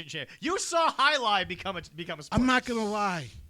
You want to know why? I remember the Cubs in their glory years. You want to know why I still believe Endeavor is worse, even with that futility, right? Yeah. At least you guys have had playoff teams. That's fair. At least the worst of it has only really happened in the last 4 years. Yeah, that's the worst fair. Of Endeavor. And also, to be fair, while the poll ads have money laundered a lot of their poor investments into the Twins, go look that up. It's actually pretty obvious. Jesse, I will give you this. They didn't make $1 billion and then say that's not good enough. Because before WWE, and this is why I said, you know what, to UFC fans who have been trying to warn us about Endeavor for years, I apologize. Yeah. They acquired UFC at its peak. Yep. Making billions of dollars at events. Doing really great stuff. I mean, to give that piece of shit his credit. Yeah. Dana had them at the top of their game. Since then, and that's about 10 years ago, since then, they can't sell out anything. Nope. They only usually get celebrities to go, but it really makes them no money. No. And now it's such a joke when it comes to fighters' pay that fighters go to companies you've never heard of to go get paid. Some of them are now working with Netflix's owned company to go fight. Yeah. To get paid. Here's the thing. This company is a fucking joke. Here's the thing. These two dudes, here's the thing I think what they're learning, right? Yeah. And they're learning the hard way, which is nice. Yeah. Is that unlike UFC fans who are like, well, fuck it. If I just can't go, I can't go. Yeah. Wrestling fans will fucking fight you. And I think what they didn't realize is that Vince's bullshit, while it hadn't paid off, it was because his own wrestling fans have been fighting him for like 15 fucking years now. And Jesse, the problem is that Ari's the main problem because he won't just tell people like Nick Khan and Mark Shapiro to step away. And number two, Mark Shapiro, I don't know how anyone wants to work with this guy because how many dumb things can you say in a 2-year period, pretend to walk them back, and then keep speaking? And I can't believe I'm saying this because for that year, I was just like, man, Nick Khan and Stephanie are doing a great job. Nick Khan should have always just been working under Stephanie. Well, I've learned that I think Nick Khan has really just proven he's the agent. He just works for whoever's above him. As let's use the NFL term. If he's a capologist, he's great. Yeah. Because even with him, he told Triple H about, well, we should resign these guys, but let's make deals that favor them and us. Yeah. That make it easier, right? Because by the way, you can't tell me that before we get into the actual story, you can't tell me that New Day in merch alone wasn't making more than what their deals were worth. I understand that the Wyatts hadn't been in the top 10 in merch sales in about 2 months. Yeah. But also, and by the way, it came out that somebody said this, and then Rob Fee actually said it, and they're not firing Rob Fee anytime soon. Hey, how can they sell merch if you don't fucking use them? We debuted them, and for 5 months, we could not stop selling Wyatt stuff. How can you go from that to not using them and go, we're overpaying them? Jesse, there was a guy. And we'll get to the big one that was just reported over the weekend here soon. Yeah, Jesse, there was a guy who was a huge, huge, huge superstar coming out of college. Not going to give a name because technically it's a bunch of different guys, but okay, we'll talk about this. Jesse, I think a lot of people who weren't alive to watch that college season because people ask all the time to me, wait, how did Greg Oden go above other guys in that draft? And I'm like, oh, if you watched him in college, it wasn't hard to see why. Correct. But unfortunately, Jesse, he went away. He went away forever. And the jerseys stopped selling because he just wasn't there. And the fans didn't care anymore because, unfortunately, Jesse, okay, he's out 1 year, whatever. He's out 2 years. He's still under a deal. But by the time he got to health, he had been gone so long, we knew the bench players more than we knew you, brah. Right. So, like, unfortunately, Greg Oden is the guy that, hey, man, we thought that Joel Embiid was just going to become Greg Oden again. Luckily, he did get some healthy years in there. He was able to get an MVP. He was able to go win a gold medal, all those kinds of things. But, like, unfortunately, it's like if you're a Zion Williamson, Jesse, you can only get excited about a guy for so long, but he's just not there. Right. He's just not playing. Right. You know, it's like I tell people that apparently with Zion Williamson, the best place for him is Los Angeles, and people go, oh, so we can go help the Lakers? I'm like, no, because the food over there isn't a fucking in Fatty's paradise. Right. Because his problem is literally food. Yeah. But, Jesse, you can't expect the fans, who, yes, are ultimately the revenue-generating source, which some people are going to find weird that I said that because because everyone's like, how do you think celebrities get famous? I'm like, you still don't get their free time. Shut the fuck up. Stop being weird. But no, at some point, the fans who are ultimately the ones who spend the money, they're just going to stop caring. And, Jesse, to your point, whilst you enjoyed all the teasers, all the social media, all the little videos and vignettes. Right. Jesse, at some point you got to get in the ring. It's still wrestling. Right. And that's why everyone is wondering, but they don't need to worry because Paige even said on Stephanie's podcast, What's Your Story? Hey, man, you give him 15 minutes. Danhausen can work. He can wrestle. And that's why I don't think Danhausen can be overused because Danhausen has not shown you what you ultimately need to see, right? Which is, okay, now you're entertained. Everyone's entertained. Danhausen's fun, but now he's got to wrestle. The guy can work. Right. And that's why when he finally gets to a consistent basis of working, although to be fair, the guy has actually added so many layers to the Danhausen character since he's been there, he could do this another 18 months and he'd probably still be thick. The fucking shit with Nick Aldis, the most gold I've seen him do because it was so By the way, unexpected. Bitch, eat before we eat it. What? Eat before we eat it. Eat the pizza before we eat it. Oh. Go ahead. All right. Okay, all right, we got it. But anyway, no, that's the thing. I get food at home. The shit with Nick Aldis was amazing because it was like, You also have children. yeah. I get a porchetta roast at home and it was really good. The shit with Nick Aldis was great because he literally was like, "Oh, you were expecting me to disappear?" and I'm like, he gets it. Yeah. He understands it. Yeah. He's been doing this. But anyway, no, Danhausen is going to eventually show you in ring he can wrestle. Well, here's a question. Hold on. But the problem with the Wyatts was, like Jesse said, humongous debut.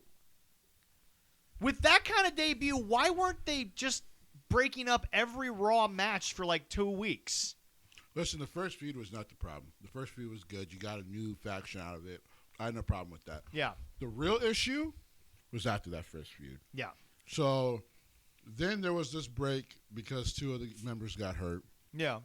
Which, by the way, could you answer me this?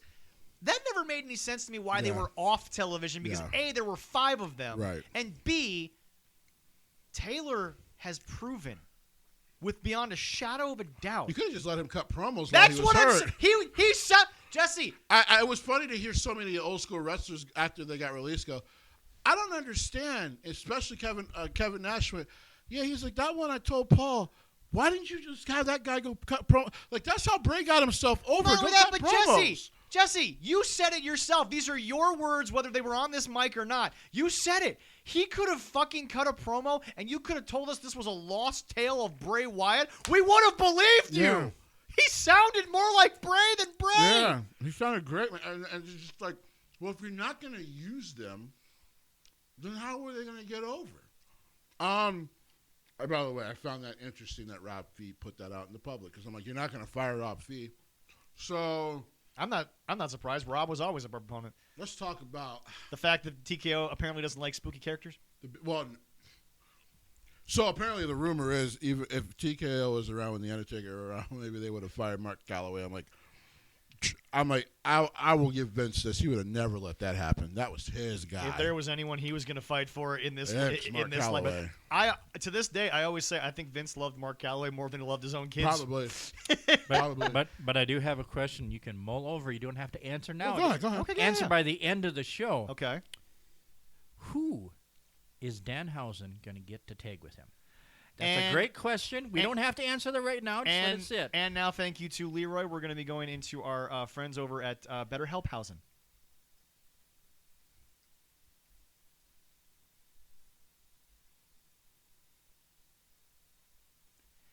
I still love that there are people that are always like, "Hey, am I doing this right? How do I do it?" It's not that difficult to do the whole housing thing. You just housing to the end or something. Yeah, but it doesn't always work. And even Danhausen has confirmed it doesn't always work. But it's also not that difficult to get it to understand. And hey, I want to mention Get your too, breakfast housing with your bacon housing and your syrup housing. and I want to mention too with our. Look, just because the world loves breakfast doesn't mean you can use that as an example for everything you want. I would like With to your mention. chocolate milk housing. I'd like to mention. Thank you. With our lovely sponsor, BetterHelp. It is Mental Health Awareness Month of Yes. May. So please use our sponsor that we had the commercial. It'd be great. Yes. Anyway, but no, Jesse, that's the thing is I will now just get right into it. I stand with the New Day because here's the problem that I had.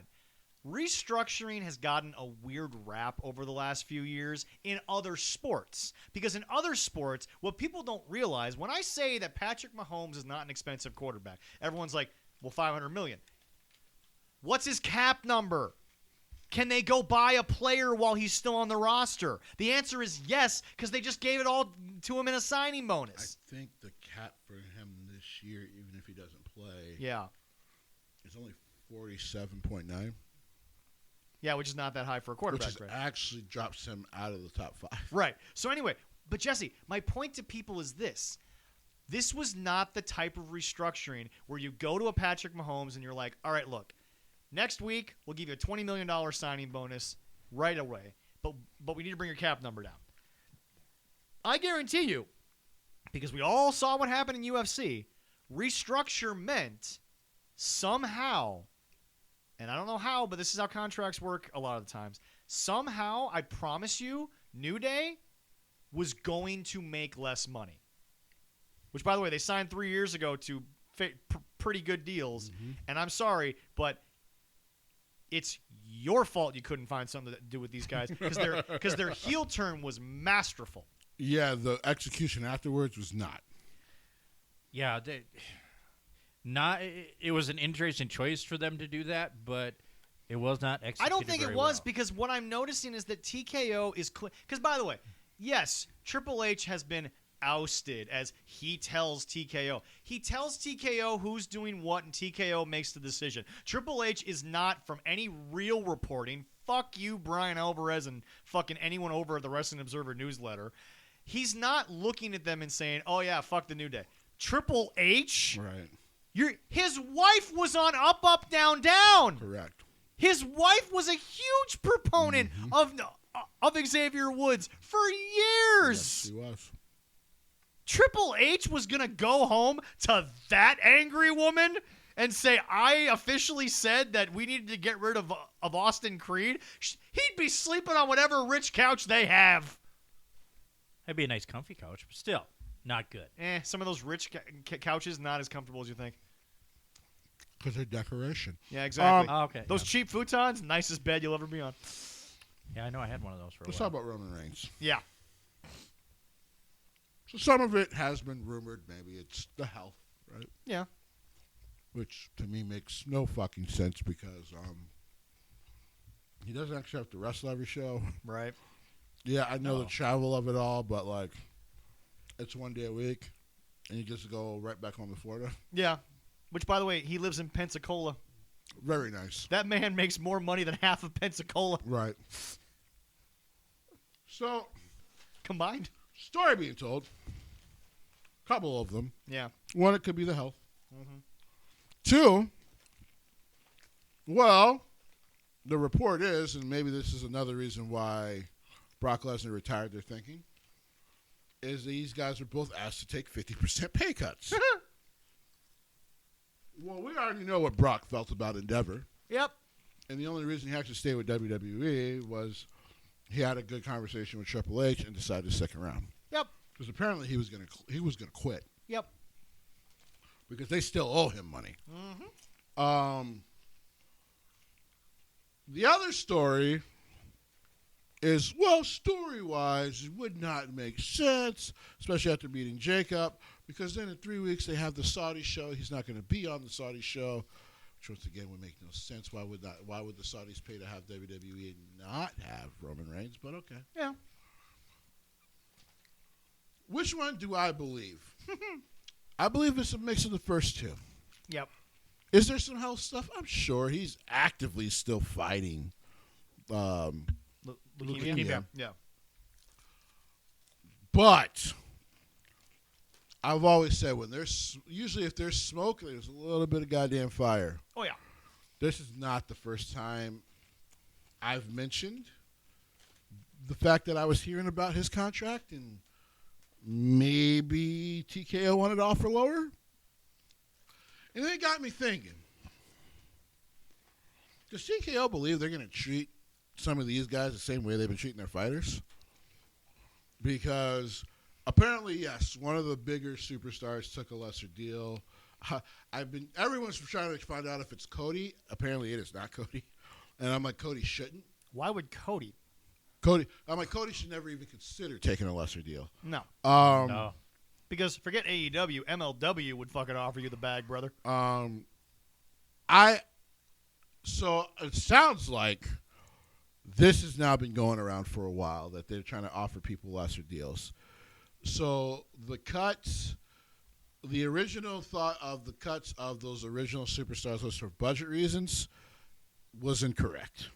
Well, budget cuts is the most cop-out excuse in all Right, the so history of sports. some of the first budget cuts, so apparently to Alistair, was because of the money he was making on his re-signing. Yep. And he would not take a lesser deal. You're right.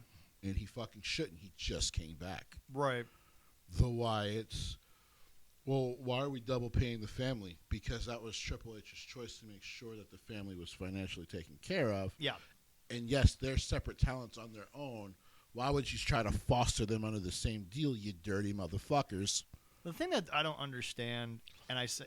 You were going to try to tell MCMG to take a lesser deal. They're like, well, our deal runs out in about a month and a half anyway. Just let us go. We'll just go home. They did it. They got the rub. They got the run. Kyrie apparently was the other one. She also wanted to go home, it's been reported. So, well, that I don't believe. She went home. She didn't want to go home. Well, but see, Jesse, here's the thing, and I want you to answer this because you're the big Japanese correspondent here on the show. Jesse, a lot of the people that are wrestling in WWE Japanese-wise, Jesse, I don't want to say they burned a bridge, but they certainly are not as receptive to Japanese wrestling as some people make it out for them to be. First of all, anyone who says, well, Asuka can go back to Stardom, she's burned that bridge, and she's fucking buried it. She would never wrestle there again. She has made it very clear that is the last place she'll ever work again. Kyrie may end up in an AEW. I doubt it. Well, she would be the only one. Well, the only way that she would end up there is, I think, that Kenny, because he really wanted her a couple of years ago. But that also means that Kenny got her a very favorable deal. Probably. Which again, no offense to Kyrie, because I love Kyrie Zane, would be another bad move by Tony, because once again, you're signing someone for way too much and you don't know what the value is of them yet. But again, but I will say though, subjective. Here's the thing. Yes, Triple H might have overvalued bringing some of these talents back. Sure. But that was the fucking point. Yeah. So to rebuild the trust and rebuild the... And by the way, that's why some of Nick Khan's shit as he's going out to these meetings has been pissing people off. You knew the plan. Yeah. It was a plan to bring in talents that we can recycle in and out when the Roman Reigns, needed breaks well, clearly he's hurt again, unfortunately, when your Randy Orton needed breaks, stuff like that. Like, you can now cycle talent in and out, and it would keep it fresh. Yeah. And by the way, to Jesse's point, Triple H has only been able to do that plan for about 6 total months of the years that he's been running. And by the way, they're not even consecutive 6 months. Yeah. And so it's a total of maybe 6 months. You're telling me, and clearly, yes, he was a part of the decision making, so he should take some heat. But you just brought that guy. Let's just on Alistair alone. Yep. You just brought him back. You were going to have him do this awesome little thing when it came to Randy and WrestleMania and all this shit. And Zelina, we should mention. And Zelina. Yep. And now all of a sudden he's fired. Creatively, that would bury the locker room's trust in you. Yes. I don't know. Now, I heard there was really no meeting per se, but he did talk to talents who were concerned, because I would be concerned too. Like, wait a minute. We just brought Thomas back. He just got back, guys. And regardless of... And by the way, I want to kill this because no one in WWE, and I'm talking about talent, is stupid enough to do what the idiots over in AEW are doing. There is no issue with Tommy End. Nobody thinks he's a cancer there. Nobody. Where that comes from, I have no idea. And Jesse, I'm sorry, but what I've learned about those reports, by the way, I use in air quotes, well, he didn't want to take pins. Or maybe he wanted a little more explanation on the pin and was doing what every other wrestler who's ever fucking booked them, who's ever been in the business does, which is, hey, I don't have a problem taking a pin, but maybe I should be taking a pin that means something. So maybe you should all look in your own fucking house and realize that your own fucking piece of shit booker probably was going to have fucking Aleister Black, there it was Malachi Black, but have Malachi Black lose to some fucking nobody on a fucking Wednesday night. And maybe, just maybe, he didn't go, because this is what people always try to say, maybe he didn't go into Tony's office and say, fuck you, I'm not doing it. Maybe he said, hey, Tony, why am I doing it, and are we going to do something with it? And then, of course, Tommy End becomes the modern-day retail employee where management goes, oh, you don't think that what we're doing is 100% right? Okay, you have an attitude problem. Fucking bullshit like that. So you know what? Right. So you know what? Right. All the reports about the dude's a cancer, look, that locker room has proven 2 things. 1, they're incredibly friendly and tight. But B, holy shit, do they not like anything other than the smell of their own farts.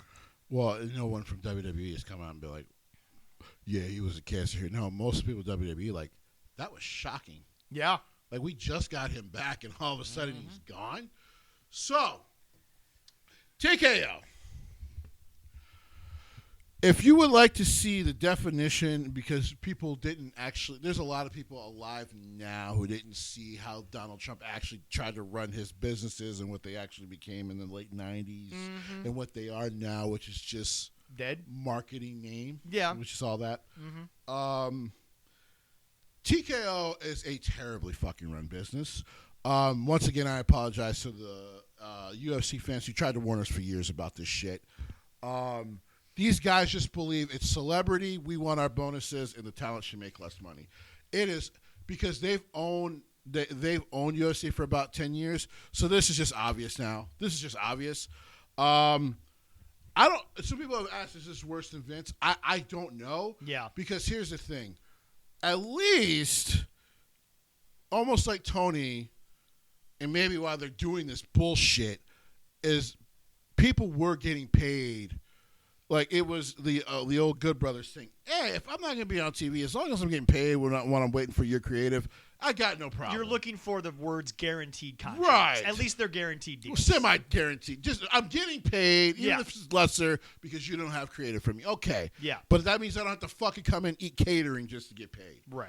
I don't have to pay for my flight to just, sit there. Yeah. This is bad business. And on top of the fact that creative has suffered, so guess what? Less people are going to the shows. I will say this, Jesse, and this, yeah, you overraised your prices so bad. You were a week out from WrestleMania and you had 25% off packages. That Triple H just allowed the wrestlers to go out there and fucking confront you about it. Oh yeah. And because it's guys you can't fire. My favorite thing in the world was like people were, and again, even I kind of came out here and said, you don't think they didn't know what he was saying? I'm like, TKO probably had an idea that Punk was going to say something, and Triple H probably knew what Punk was going to say. But do you think TKO knew exactly what Punk was going to say? I'm sure Paul didn't either. But that's the risk you run when you go do what you got to do tonight. I'll suffer the consequence because and yes, Triple H got a new deal. From what we have heard, it is not as lucrative as people think it is. So apparently, and that's going to be an issue. I think the guy who took a pay cut and now has made this worse for everyone is the boss. You can't do it. You can't do it. And I get it feels like Paul and Sean are just trying to be the peacekeepers. Yeah. To try to keep this train rolling. So there's a couple of options when it comes to TKO to me. This is just real. And most important, leave them alone. Let them make money. If you can, if anyone can, and if I'm Triple H, if I'm Stephanie, maybe I help as an agent, talk to Netflix. Hey, Ted, buy us. Don't because we already have buy us as a company. Seriously, get us the fuck out of this deal. This is a terrible deal we need out, right? Because I'm sure, because Netflix is apparently thrilled with their deal. They're thrilled with the $5 billion deal because right now, especially now with the vault, and they're getting more people because of the vault and shit, they're like, this is going to make us at least 3 times our money back. Yeah. Okay. And now WWE is going to go, buy us. See what the fuck they want? Buy us. Well, get us the fuck out of this deal. For there's a statement from WWE and TKO about Roman Reigns. It was a clerical error of why he was on the roster for them dates in June. A clerical error in the world of entertainment is we are literally lying to you. Yeah, they're lying to you. And we're lying out our fucking ass. There's no clerical error. Things have clearly changed. Let me be very clear. This is a multi-billion-dollar company. Yeah. You pay that kind of money so clerical errors don't happen. Correct. Don't fucking lie to me. And I have a question for both you guys. Yeah? Would it really bother you if Roman Reigns wasn't on the show for June? It depends. I love how you try to ask questions that are like specifically to the wrestling when we're not even trying to talk about wrestling. No, it is about wrestling. Yeah, but it is about wrestling. But it does depend. Yeah. So I mean, if he loses the title, yeah, no, we don't need him. The one we don't technically we may not need him, but you've set a lot of things up. I'm also. If he does that, he goes home and we don't see him for 6 months. Now I'm concerned. Well, right now it's just for June. Well, still, 4 days. Yeah, they took him off 4 weeks. The dates for June, but I'm like, yeah, but it's very abrupt when all of a sudden he was on there because even he said you're gonna see my ass all summer. He said that. Yes, he did say and that. To be fair to Mr. Joseph Anoa'i. Lati Joseph Anoa'i, I guess. That man does not lie to people. That's not who he is. So, if his original plan was to do all the dates, I think he was planning on doing all the dates. To remove himself off of dates, something happened. Mm-hmm. And if it could be something personal, it could be something medical. Right, you're right. And I'll say this though. And this is real to me, if Jacob Fatu wins at Backlash, I'm going to have real questions about that contract, depending on how long we don't see Roman. Because that's going to start to concern me that they came to him, asked for a pay cut, and he was just like, well, guess what? I can go home for the rest of the year, and you guys still owe me $20 million. I don't give a fuck. Not to mention the fact he literally could just go to Hollywood. Right. At any time. Right.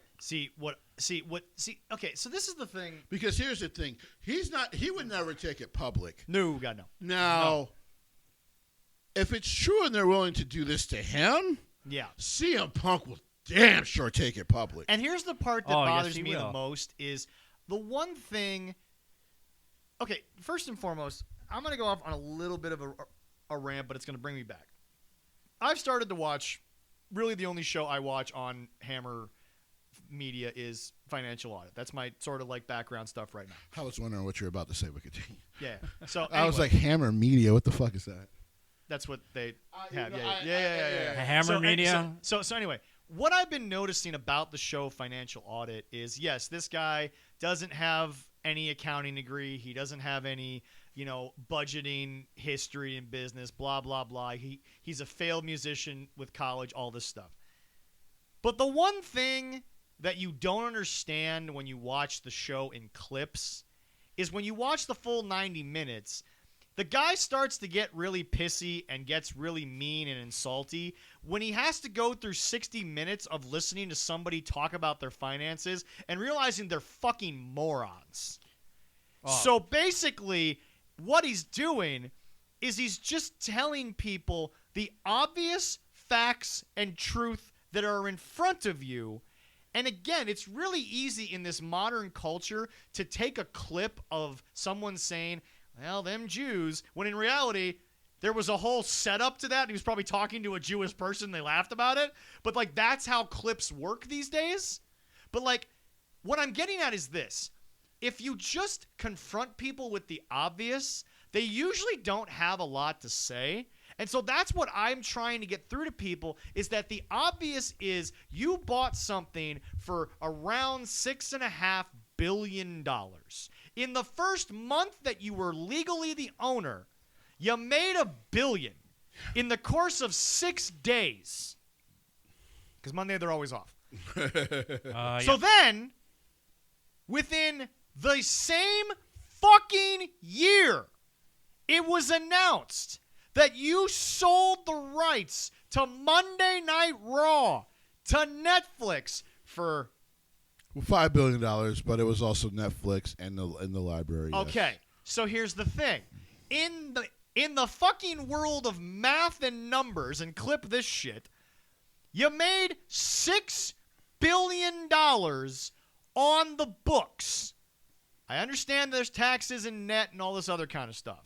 But you have grossed $6 billion, which, Leroy, how much is left from their quote-unquote purchase deal? Nothing. No.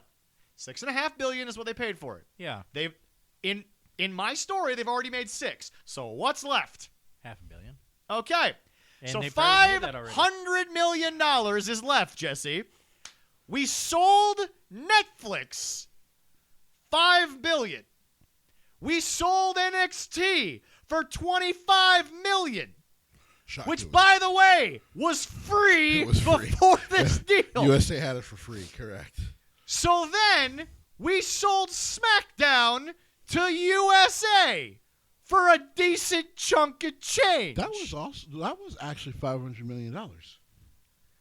So basically, It should be. what I'm trying to say is within the first 2 years, They're in the black. you have paid for this fucking $6.5 billion purchase. Yep, they're in the black.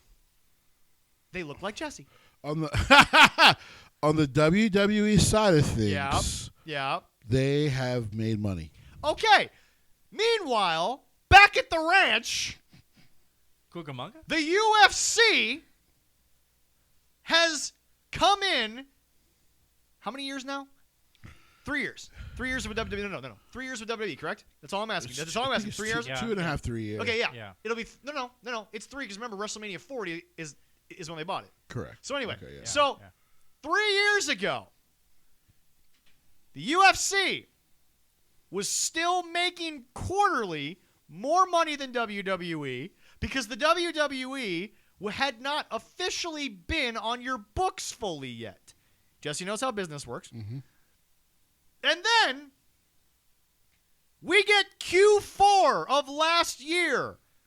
For those of you who don't understand how this works, and this is not to call people stupid, I'm just breaking it down for people that may not understand it.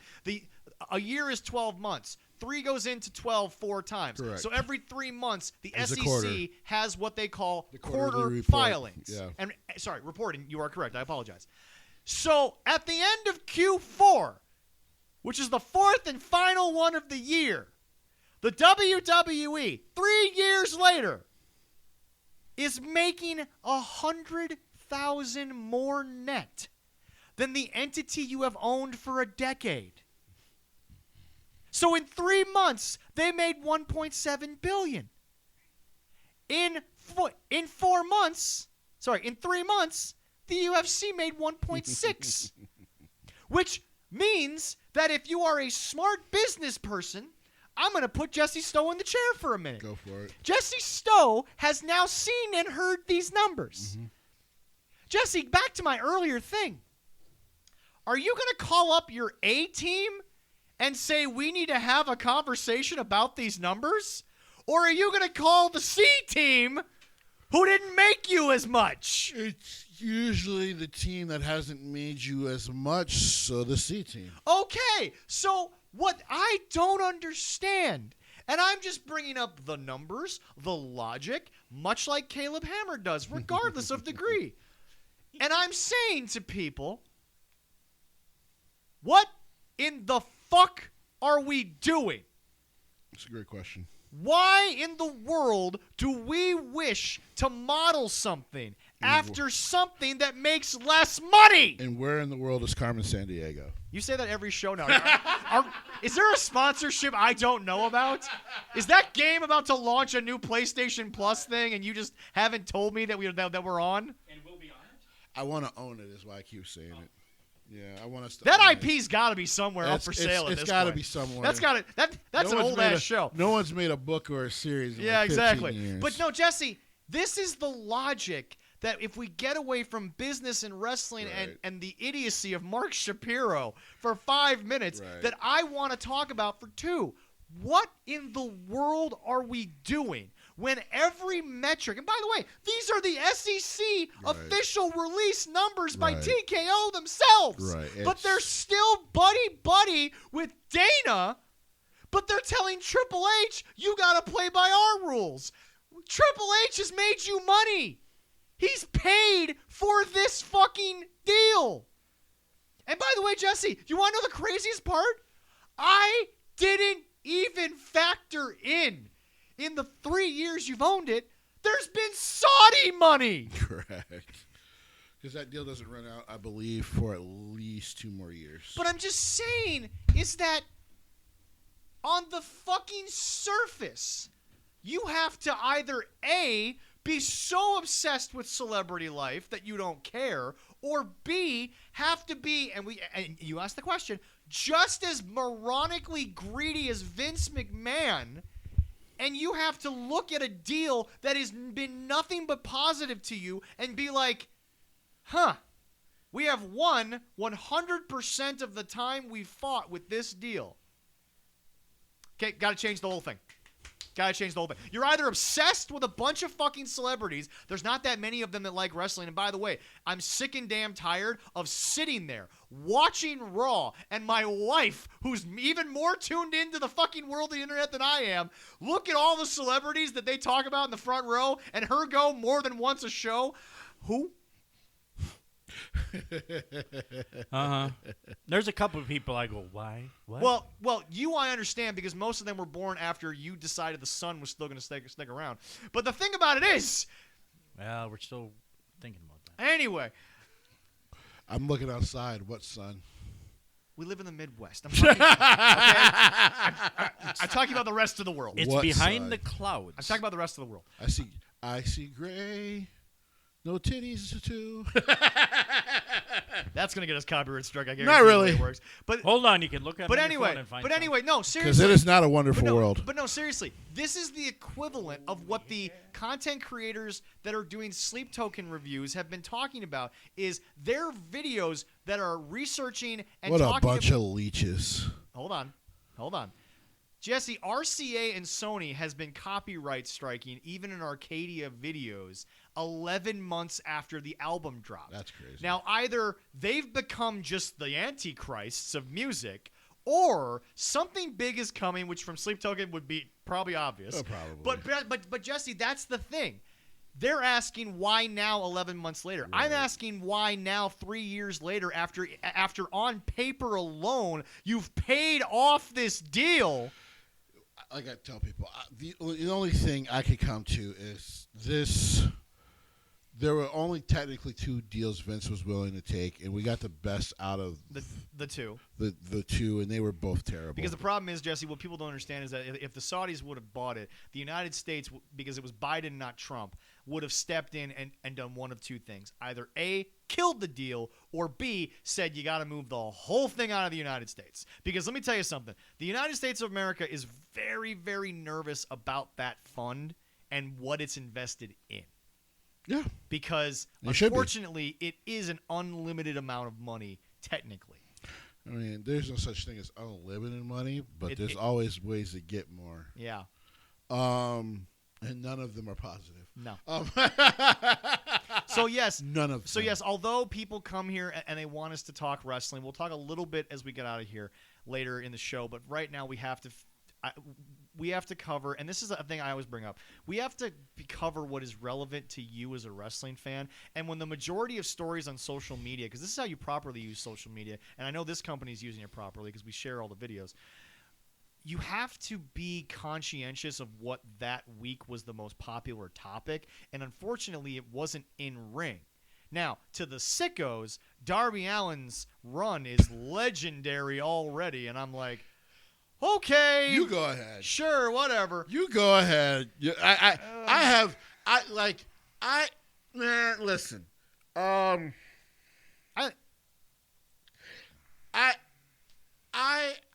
am very. Listen, I love me a beautiful goth girl. You do. I do. By the way, seriously, TikTok, what is wrong with that trend right now of girls filming themselves looking full goth, saying, I invited my boyfriend or our boyfriends out to dinner, and they walk in, the boyfriends are like shocked. I'm like, boys, you don't know what you've just been given as a gift. Shut the fuck up. You take your blood sacrifice, sir, and you get ready. Yeah. Yep. Let me be clear. I agree. I totally agree.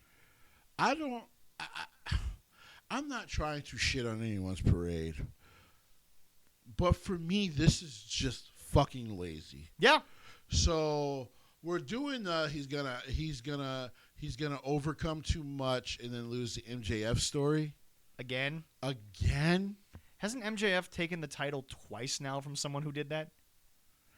It's so fucking lazy. Yeah. And before we talk about it, we'll finish this up. But Jesse, now we'll get to yours and Leroy's responses.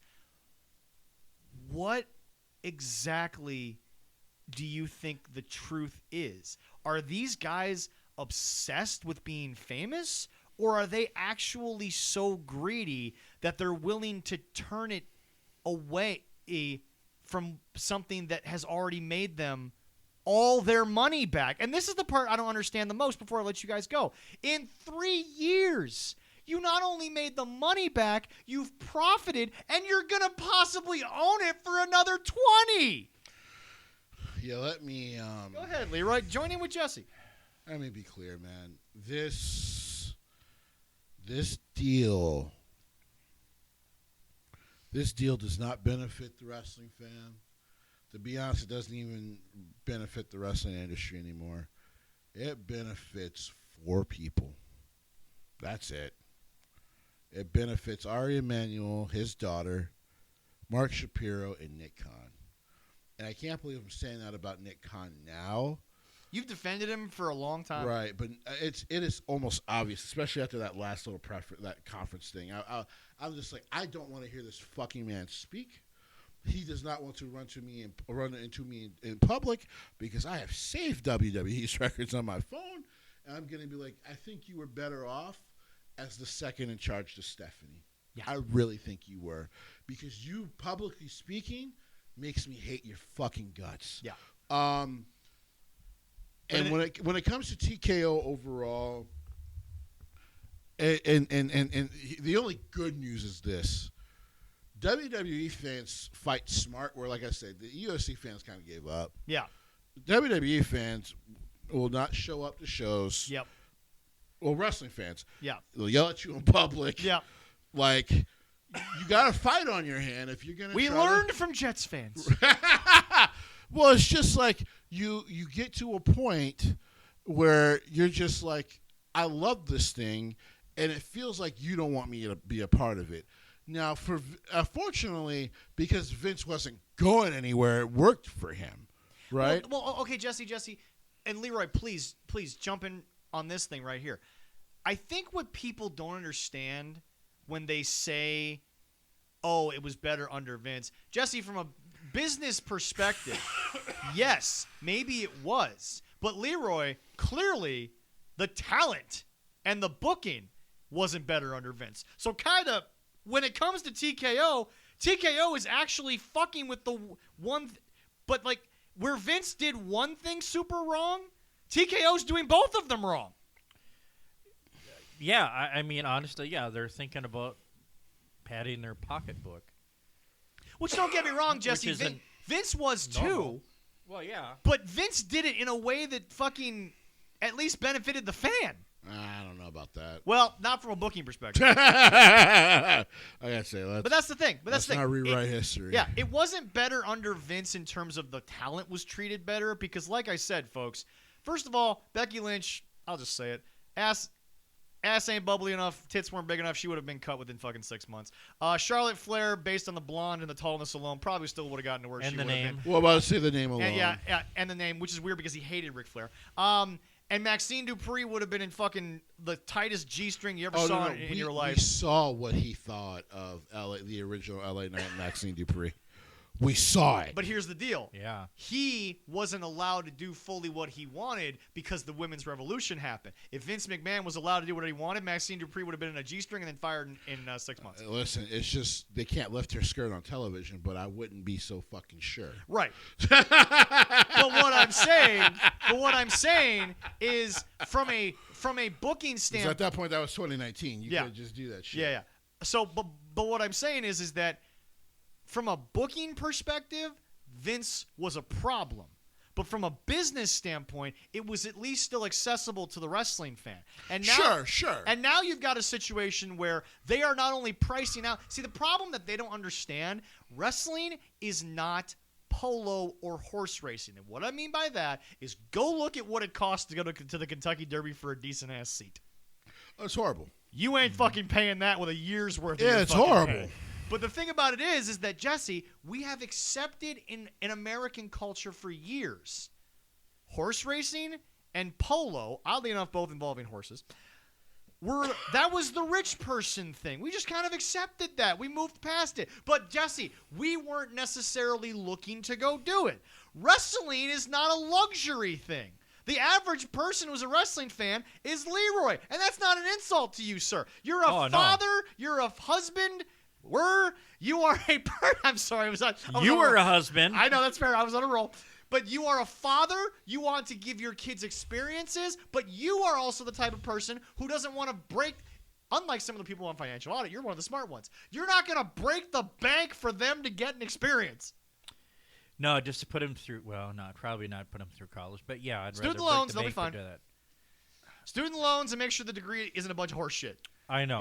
If all of a sudden your son comes to you and says he wants to go into like an English degree, you smack that boy. It's like, yeah, find a good labor job. It pays. Not even that. Just a degree with a growing field that makes money. But anyway, that's the thing. Rich people do not view wrestling as, Jesse, once a week, we're going to go to a Lakers game for a photo shoot. They do that during the season. The first, 20 rows of Lakers games are just people who technically are paying to be photographed there, so they're in People magazine? That's about it. But wrestling doesn't work like that. Yeah, the people that have the Jesse's money... Jesse's still here, by the way, folks. He's just very distracted by something. The people that have... No, I'm letting him speak. Go ahead. People that have the money, it's like 15% of the people that have money. A lot of money. Yeah. Well, there's a whole lot rest of us that don't have as much money, but they want wrestling. They want the simple things in life and not going to see the Kentucky Derby and shit like that. Allow me to sort of put this into perspective for everybody.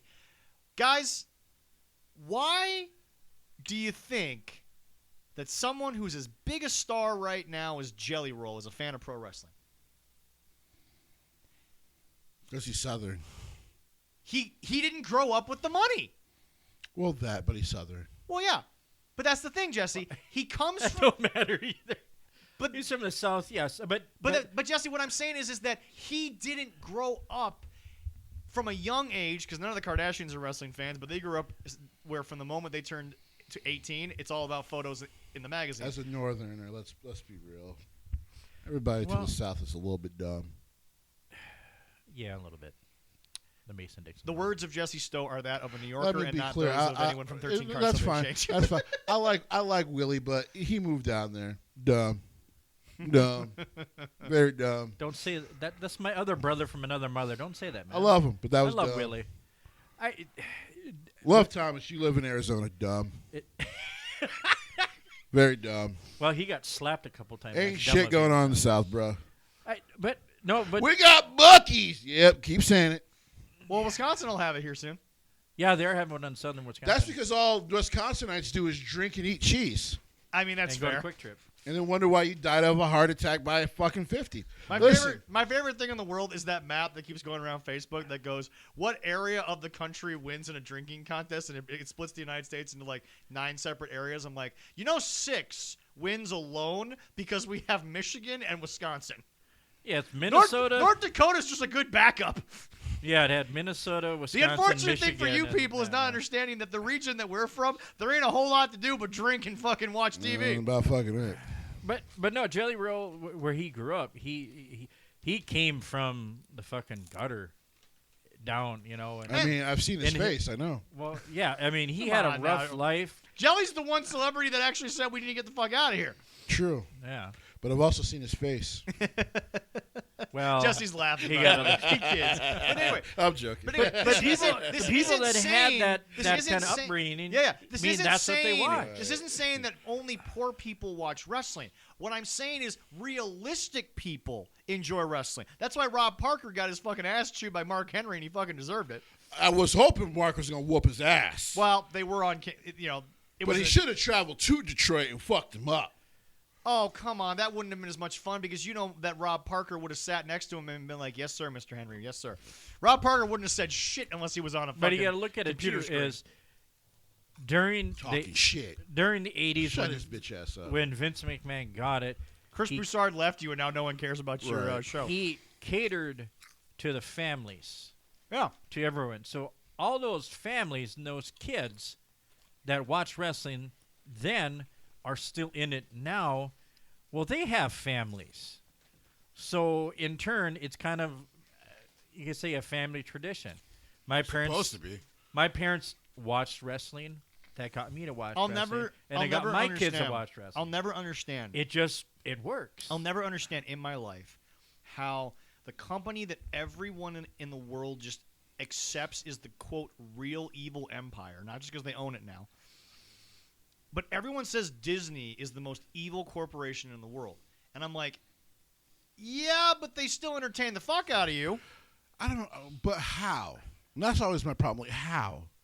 That's what Right? I'm asking. Because they own everything? Yeah, that's pretty much it.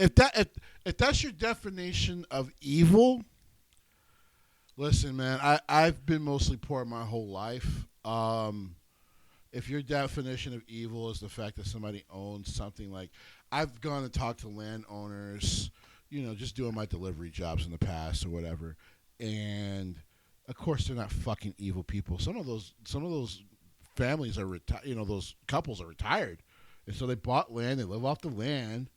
Like that's fun. Like that's the American dream, is to own some shit. If you look at the history of Walt Disney corporations, they have acquired a ton of studios and assets over the years. But you know what they have an amazing track record of?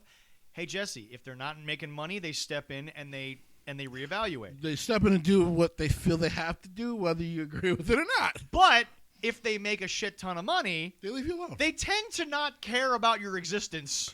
Well, they tend to just let you do what you do, and continue to invest in you. Which is why when Jesse Stowe brought up Disney as an investor and everyone laughed, Jesse goes, so what, and I'm going to do this in your way, what would have been the problem? They would have looked at this company in the first week, they would have seen $1 billion out of Philadelphia, and they would have just said, okay, so we don't need to talk until next WrestleMania? Right. We'll do our yearly meetings after Mania. We'll see where you are.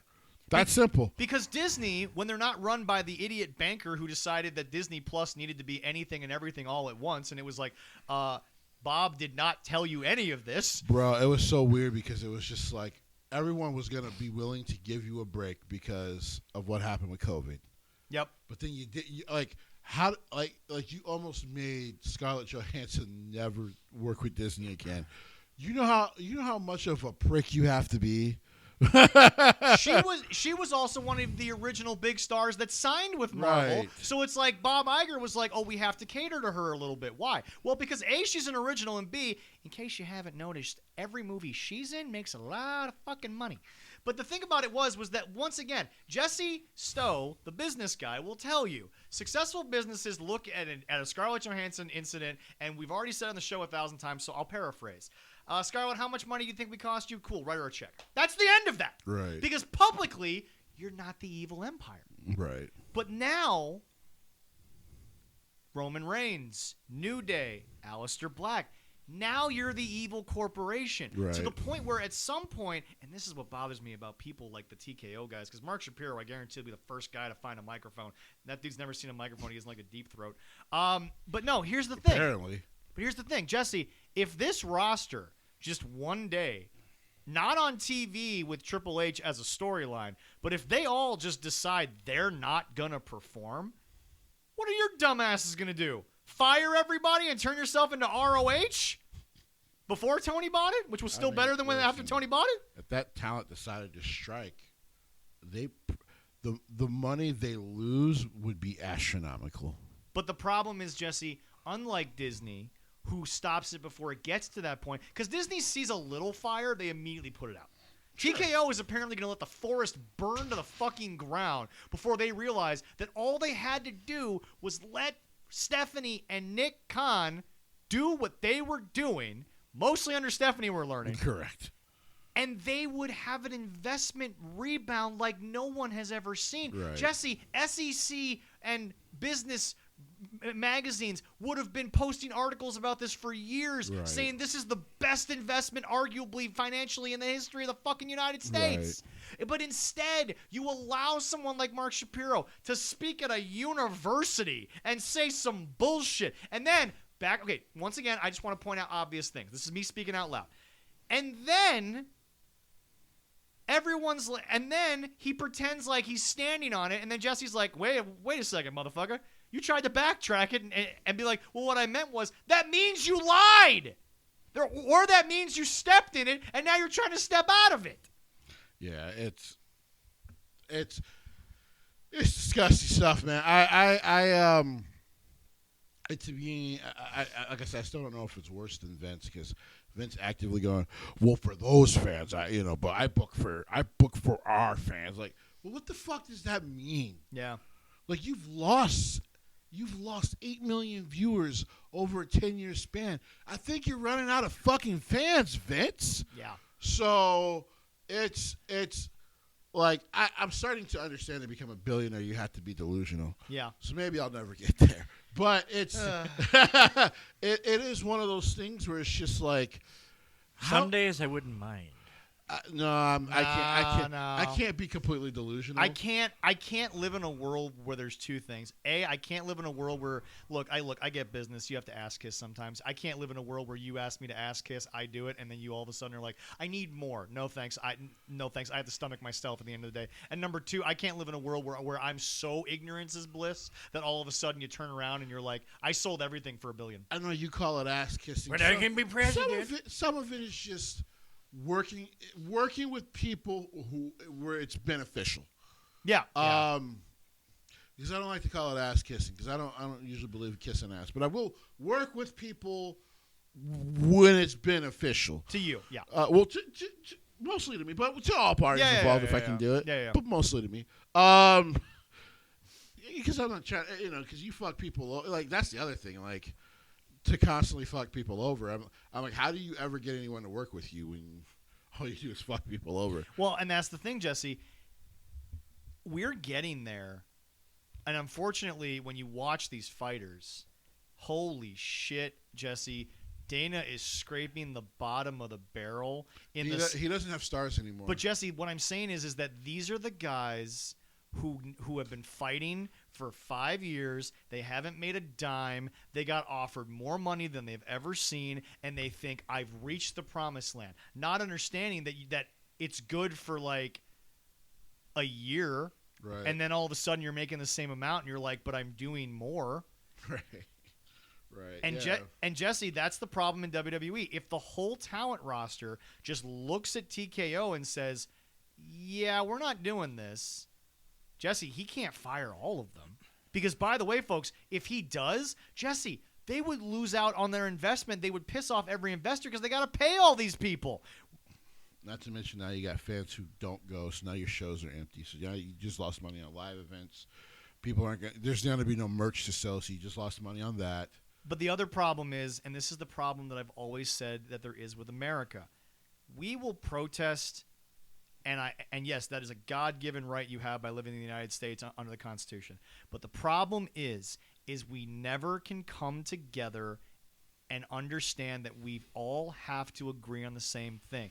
When Wendy's said, we're going to start trying dynamic pricing, which for those of you that don't remember, they said, if we're in the middle of our 12 o'clock lunch hour, we'll say 12 o'clock is the East Coast because that's usually what they use. Yeah. Well, then that means that the price of a certain item will go up instantaneously during the lunch rush based on the demand for that item. And I'm sitting here like, if everyone in the United States of America, because regardless of what anyone wants to agree to, when it comes to a major Fortune 500 company, the United States is still the largest business section you can have in the fucking world. That's why TikTok was technically forced into selling a good portion of their stuff, was because if you are going to get banned in the United States, that was 188 million users that you were going to lose overnight, and that's not good for your bottom line. And trust me, as Jesse will tell you, we're looking at numbers because he and I look at them all the time. The rest of the world wasn't making that up in time, Jesse, before they were going to go out of business. Right. So basically, even though they were kind of forced into a shitty situation. Well, yeah. No. 100% I agree. But like that's why they caved, was because they would have lost everything versus something. Right. But that's the thing. If everyone in America decided for one day to not go to Wendy's, Wendy's stockholders would have been like, what the fuck is going on? Right. But unfortunately, there's always someone who either A, doesn't follow the internet, or B, doesn't think it's that big a deal if they go in and they get the one chicken sandwich because they're on their way to work. And then the problem is that one person is actually a billion people, and the next thing you realize, the company, even with all these people protesting, still made enough. And that is the problem with wrestling fans, is if you had a show that looked like the show where they canceled because of the Chris Benoit tragedy. Now, that was by their choice. That was not by a fan choice. But if you had one night that looked like that 10 minutes before the doors opened and everyone was just sitting in the parking lot, right? You don't think Ari Emanuel's phone wouldn't be ringing off the hook 5 minutes before the show started? But that's the problem. There's enough people willing to pay the prices, willing to go to the shows, and willing to look past everything that I always tell people. Vince could have been fixed in a week. Raw and SmackDown and NXT could have just been empty shows. Right. But nobody on a grand enough scale was willing to do it because we live in a society that has so much FOMO, they don't understand that if you can sacrifice for a day, hell, 7 days. Did they take away your house? Did they take away your groceries? Nope. Was your cable taken away? No. After those 3 things, what else do you need? For a week of your life. All they had to do for a week was tell Vince McMahon, you're not getting any tickets. You're not getting any stadium revenue, which means the stadium is going to go back to you and say, well, you didn't make back what we paid you to be here. Because again, WWE does get a cut of when they show up. Correct. So, but like, TKO will only learn when everyone just decides, we'll go to the arena, won't step inside, we'll all stand outside. And you want to know who will be standing right next to us? The talent. Right. Mm-hmm. because the one thing that Ari Emanuel is driven by is clearly money. Right. And I'm not asking him to be driven by the love of the game or the love of the wrestling. I'm not asking for that. I'm actually asking for him to go to the basic instinct that he has, which is greed. Right. But the problem is that much like the tribalism between the companies about the talent and the booking, there is an improper balance of understanding that if you want Tony to get better, because there is a large, because despite what Jesse and I and Leroy joke about, there is a large section of the Sicko fan base that does have a lot of questions about this booking. But unfortunately, Jesse, they still fill the arena. And there's still people gassing him up. The smaller arenas that go to, for sure. Yeah. Well, but see, Jesse, here's the thing. He's proven he doesn't care that he's downsized buildings. There's enough people in the building to make it sound like it. That's the problem. Pretty soon it's going to be a high school basketball arena. The problem is the visuals don't make sense to him. Your daughter's going to cheerlead at one of those. AEW. No. Oh, God. No, I show up there. She'd be like, Where's Bianca? No, this is different. I don't want to be here. No one can ever convince me all billionaires are smart. Right. Like, I'm like, that's a joke, but I made the joke before. I'm like, yeah, but I don't know. TBS is paying them enough money. They should be fine.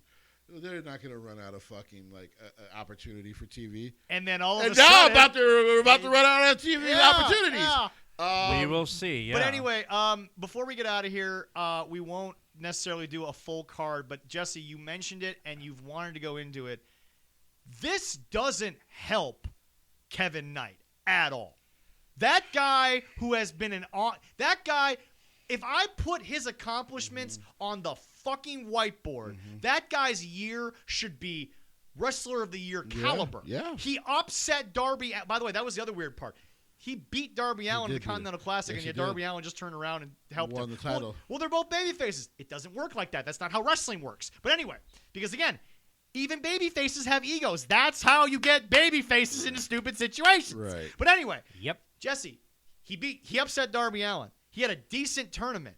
He won supposedly their top mid-card championship. It's at least advertised as such. He's been having tag team win after tag team win after tag team win, and then he wins a match that we already know is just going to lead to the guy you beat becoming the world champion again. I gotta tell people, the Sicko's trying to go off. It's a great match. Never, drive my bus. Here's the thing, man. The match was phenomenal. Of course. MJF can work, and Kevin Knight's a special talent. He is. I threw this back at the guy. I said, okay, since you're such a WWE and AEW lover, I'm like, I watched a pretty fucking excellent match on Raw last week. Which one? There was a few. The singles match. Son of a bitch. Come on, Leroy. All right. You're supposed to be the WWE guy on the show. Why? I don't know why I'm losing the Raw card from last week. Anyway, Which one? and go down. Not the Penta? So yes, so right Penta there. and Rusev? So Penta and Rusev, right?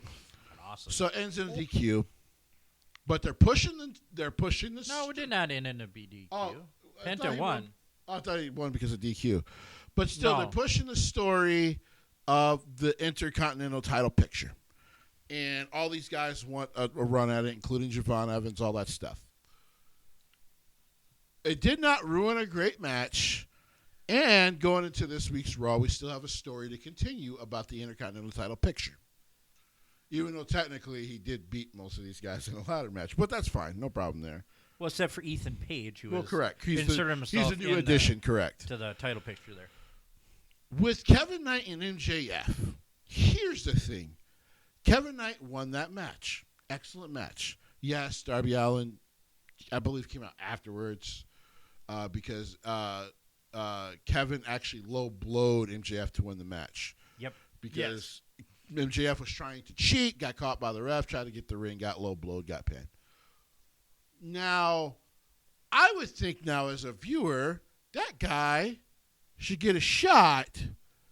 If MJF is champion, he should get a shot at him because he beat him. And he beat him in his own game and retained his own title to, Now, if this is WWE, I would believe Triple H is going to probably do that match on a Raw, but it's going to happen in a few weeks. So there's a reason for that, right? Yeah. And plus, he would continue to build on the babyface, talking about like, "Hey, I beat the former champ." Now remember, if he becomes champion. Now remember, this is the joke on the show. That's Triple H minus TKO interference. Even now, he would probably at least try to. To give him some credit, Raw has been better than SmackDown by a fucking mile. SmackDown's been gutted from its entire talent base. So. Which that's the other reason. 90% of the stories that were happening before WrestleMania are no longer with the company. Right. Like somebody did the whole like the 5-5 with the MFTs and the Whites, but they're like, dude, only like 3 people remain from this fucking match. That's crazy. Yeah, it's insane. So at least you're like, okay, going into Raw this week, I'm interested to see the dynamics between all these characters for this Intercontinental Championship. Can't wait to see it, right? Kevin beat MJF. Yes, it's going to probably lead, of course, to, I think, what is it, next month? Their next pay-per-view, AEW? Leroy, what's the next AEW pay-per-view? I believe it's next month. Or it's the end of this month. Is it the end of May? Either the end of May or the beginning of June. You guys might have to be reviewing that show by yourselves. 'Cause, I'm not here the last week of May. So here's the thing. So he is going to get his shot at Darby. He's probably going to beat him. Yeah. But shouldn't that mean, right, story-wise, we should be hearing Kevin Knight talk all kinds of shit when he sees MJF, and he should want a championship match, whether he wins or not. May 14th. Okay. Double or Nothing. That's the next pay-per-view. That's just May 24th. May 24th. Yeah. And then May 9th, they have a special TV one. Don't care about that. It's May 24th. Yeah. May 24th. I keep telling you, and I love you for mentioning the dates. You do not have to mention the dates of the TV specials. They really don't matter. No one cares. Trust me, they rename it. It's just whatever Dynamite was. Right. So, his plans did not fucking change. No. So, here's the thing.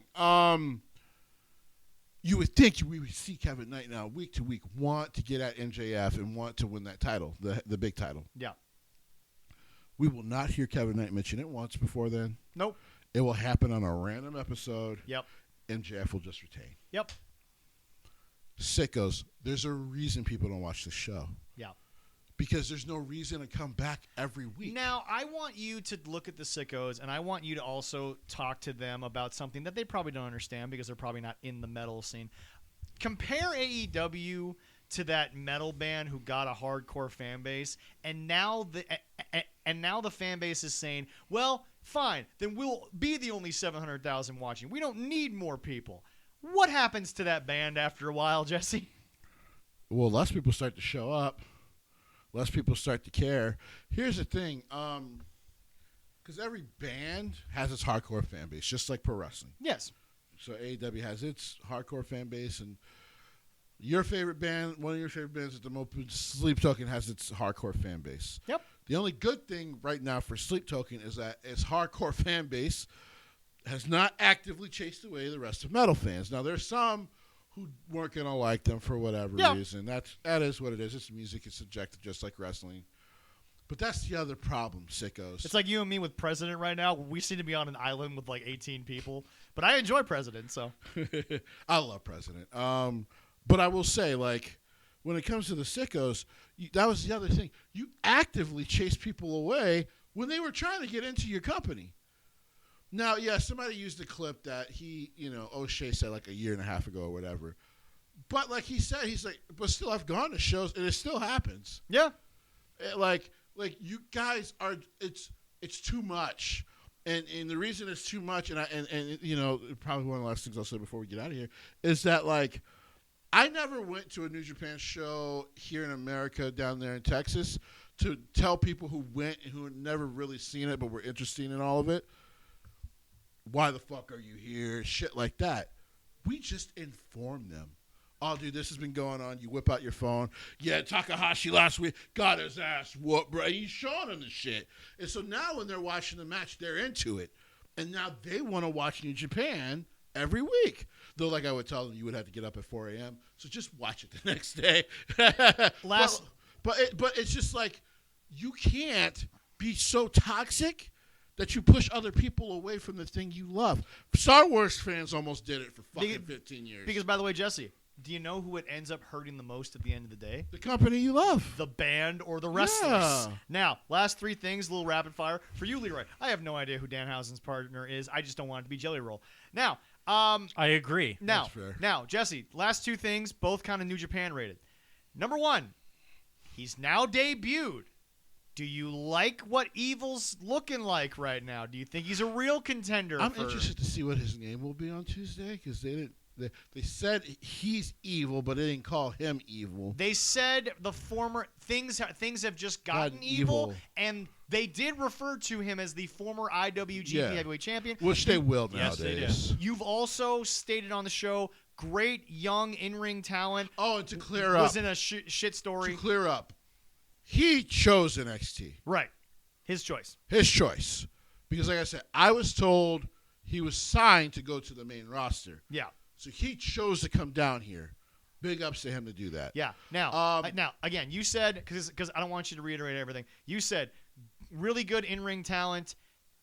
Excellent kind talent. of a shit story. He was in there for a little while. Oh yeah, with the Torture Club. Yeah, that shit was bad. First and That shit was foremost, horrible. I've seen so many back and forths. I don't care. It's EO's life. As far as I know, they're still engaged. From what I know, they're still engaged. But the reason why they didn't get married for all this time is because one's having to be in America all the time, one's having to be in Japan. Right. That's a hard fucking thing to do. Right. But number two, Jesse.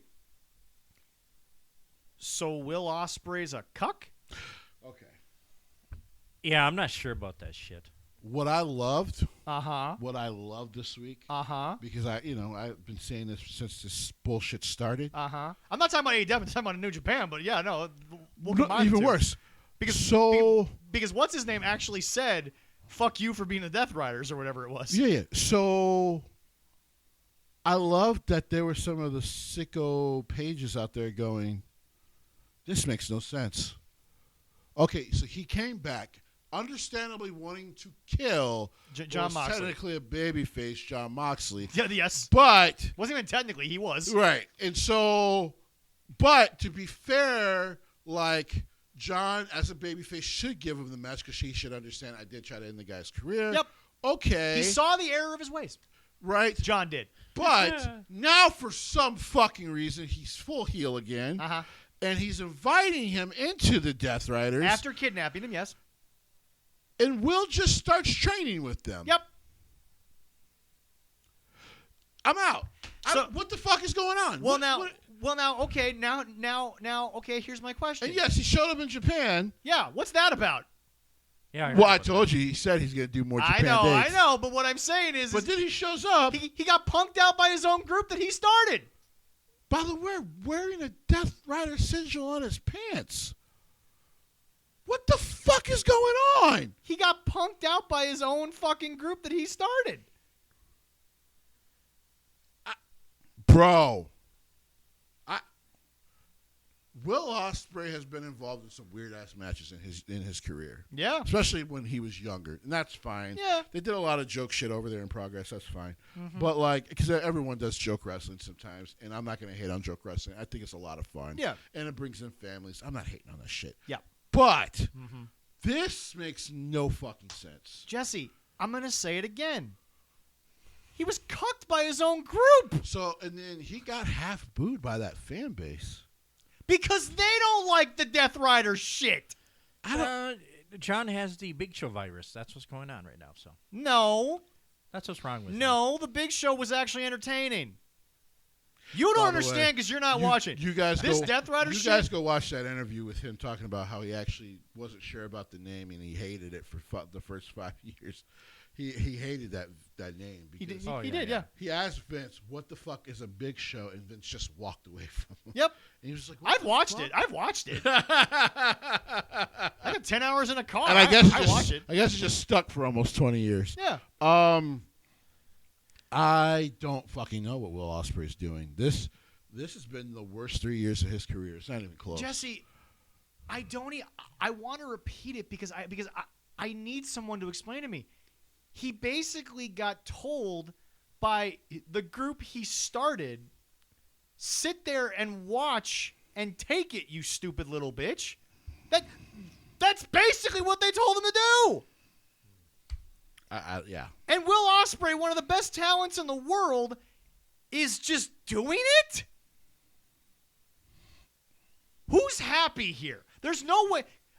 Tony Khan is always happy, so that's irrelevant. Cocaine helps. And there's no way that New Japan's happy with the way this guy looks, especially if, and I'm sorry, I would not be excited if I was New Japan and I'm like, oh shit, he's going to do more dates with us? This shit's a nightmare, bro. I wouldn't be excited about that at all. This shit. And then if somebody tries to say, this is a way to get Callum over. Callum's already the champion. He's I'm sorry. Getting someone over, even if they're the Intercontinental Champion, fine. You want to move up to the main event. The guy won the biggest prize in the company. How much more over does he need to be? Anyone defending this as, oh, this is great common booking between the two companies, you keep that shit over where you are, man. I'm out. I'm gonna watch and see what develops. But nothing good is going to come from this, because it can't. Nothing mildly interesting has come out of this so far. It destroys a character. And by the way, with that fan reaction that he got, Jesse, like you were talking about, I'm starting to think, I don't think the New Japan guys are working when they say that this AEW crap is. They don't like it. They're not working when they say these things. They don't, and I listen. Because by the way, Jesse, baby faces and heels have all said the same thing from New Japan. They can't all be working if it's all negative. Right. You said it earlier. Where there's smoke, there's fire. Jesse, the New Japan guys, there's no way they're all being told from the top to the bottom to the heel to the face. They're not all being told to say this is shit because it's going to lead to some fucking 80-man battle royal at the fucking Forbidden Door. They don't like this. They don't like working with AEW. That, like I said, this relationship's probably going to end pretty soon, as it stands. I wouldn't be shocked if this is the last Forbidden Door, for real. The talent's over it. But now the fans are definitely over it. But now the problem is, Jesse, what are the copes from the sickos going to be when it's all over? To be honest, I don't care. I don't. It's a fan base at this point. I know you guys don't like Packer fans. It's a fan base at this point that reminds me a sickening amount of Patriot fans during the 2000s and in the 2010s. Like, when the negative stuff happens to you, I don't fucking care. You want to know why? Because you had every chance to be a normal human being and actually try to have conversations about these things. And instead, you're like, well, you're just a hater and this and that. And now when it's bad, and you're like, no, fuck you. No, fuck you. Suffer. You fucking suffer because we tried. So fuck the sickos. I don't care. But yeah, for Will himself, this has been two of the three of the worst years of his career. Like, it's not even fucking close. This is dog shit. This is dog shit, and it does not have a positive ending. And if he beats Callum for the title, it's even worse. So, like, it's dog shit all around. Oh, heaven fucking forbid it's Jon Moxley that wins that title.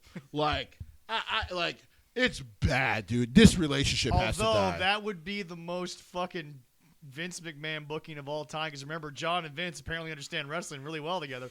That would be the most Vince McMahon thing in the world, that Will Ospreay is the main focus, but John becomes the IWGP Heavyweight Champion. I tap the fuck out. I would laugh so hard. I think I would have to straight up stop watching New Japan for a while. Now, to end the show on a somewhat good note, Jesse, congratulations to our boy. Formerly, we won't say Slapjack was a good thing, but Shane Haste is now the GHC Heavyweight Champion. Listen, and so that goes to like the recently released. You got a shot to do well. You do, like, I understand why the former Lucas Crucifino is going to stop wrestling. Yeah. WWE was his dream. He got to do it. Yep. And now he's just like, I don't think anything would be even better. So why would I continue? If that's what you want to do, that's fine. I don't agree per se, but it's his life. And he's also honest about it. Right. For the Wyatts, right? For who, because by the way, it's been thrown out there like dude from TNA has called, including called Bo, and been like, you want to continue it here? Because I'm not going to stop you. Now, Nikki Cross, of course, is going back to being Nikki Storm, so we'll see what she does in the Indies. Yeah. But, by the way, even before the Whites, talk about a misused talent. Holy shit. Yep. I will never defend anyone on that one. No one gets a defense of how Nikki was used in the last 12 years in WWE. You don't have to give up. There is, and really quick, I'll mention Trevor Murdoch is also retiring, or has retired. He has officially retired. After 27 years, yep. But still had a great career after his release from WWE. You do not have to think WWE is the end-all, be-all. Yes, it's the biggest stage possible, probably outside of New Japan on that side of the world, but otherwise... Well, he held the 10 pounds of gold. No, there, I said he had a legendary career. Yeah. What the fuck is wrong with you? I'm just stating one of the lovely things. Leroy just wants to hit the end button and go home at this point. No, I'm all right. Then let Jesse finish. I would love to meet him so he could sign my belt. I totally just had a Zach moment with you because I'm like, where are you right now? It's not just me. Shut up. But yeah, no. So for all those release talents, because by the way, the New Day, jeez. Like I saw the joke from what's his face from HOW, like, maybe I should bring back the company with all this talent that's out there right now. That's crazy. Because the New Day are future Hall of Famers.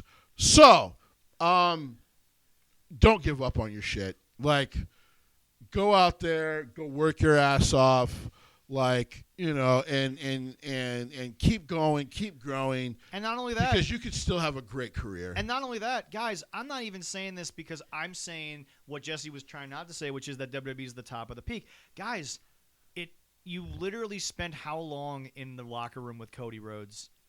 If they call you back, and that means that you get to come back and you get to have a much better time. Right. Yeah.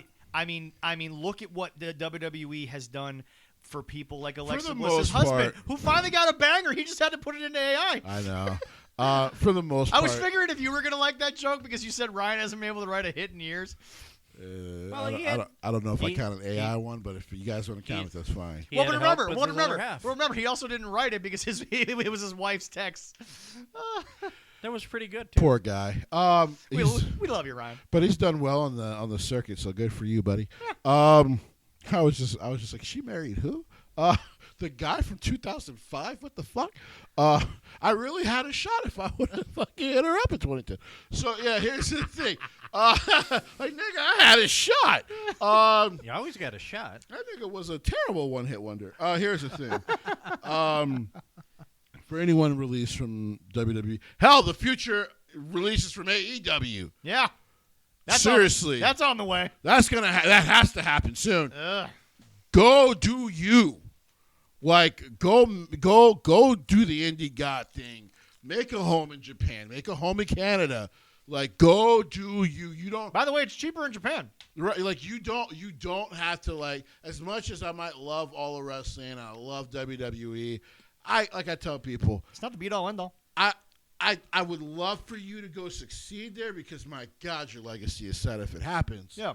But it's not the end-all, be-all. No. It's really not. So, yeah, that's kind of my final words. Never give up. That's the beauty of Shane Hayes' story. It's another guy who really was kind of thrown to the side, had to wait a year to get released, and has been constantly working his ass off, changing. Like, some people saw him and didn't realize that was the same guy. Yeah. So, like, keep fucking working, man. And No one will forget. And by the way, from all the reports, they like him over there, too. Love him. They love him. Now, I forget. That's not all Japan. That's Noah, right? That's Noah. That's Noah, yeah. It's just weird because I always have to go to you because it's like the Japanese companies just can't call their belts after themselves. Yeah. There's a lot of different things there. They're very grandiose in how they announce titles. Yeah, because So, the like, international, because Jesse, GHC stands for Grand Heavyweight Champion. Yeah, because Jesse, the question that everyone on everyone's mind: what is the International Wrestling Grand Prix? Oh, Jesus Christ! So it's a bunch of companies kind of getting together, and overseas because it's never the American companies involved. And they kind of do a little bit of a tournament, and they kind of name their champion. And yet, unless like you are in Asia or China or Russia or whatever, or in just New Japan, like you have no fucking idea who the fuck these people are. Like I said, there's a whole world to pro wrestling that people don't know about. Yeah. But that's why I love pro wrestling. Like, it's not just WWE. No, it's not. And that's why we keep doing this show, is because every week there is more to talk about than those two shows. But again, folks, here's how entertainment works. We do have to be cognizant of what you're talking about because that's what you're interested in, so we have to look at it. Entertainment is driven by what you, the viewer, wants. Right. So understand that whilst, yes, we always talk about how we watch it all, you can't fit all of it into a 3.5-hour show, especially when the two big companies that are in your hemisphere of the world are, holding up so much of the news time. Right. So as much as we'd like to someday become the Wrestling Observer that doesn't sell out, that's going to require you guys to have all your friends go to our Patreon for $1. Yep. Patreon.com/13cards, subject to change that as 13CARDS. SUBJECT TWOTOCHAGNE podcast. 13 cards subject to change podcast. I always have episodes ready by Tuesday night or Wednesday morning, and then usually the rest of our stuff on the rest of the streaming sites go live by Wednesday night or Thursday morning. Podomatic will have them on there, and then don't forget, before we know it, we have a local show. So if you are anywhere within an hour or so of Duluth, May 24th, if you come see us. And by the way, if you're only 2 hours away, the I-35 is just a straight shot. But anyway, down in the city. There's no S word up here, so it should be a good drive. Yep. We still can't say it because it's a 4-letter word.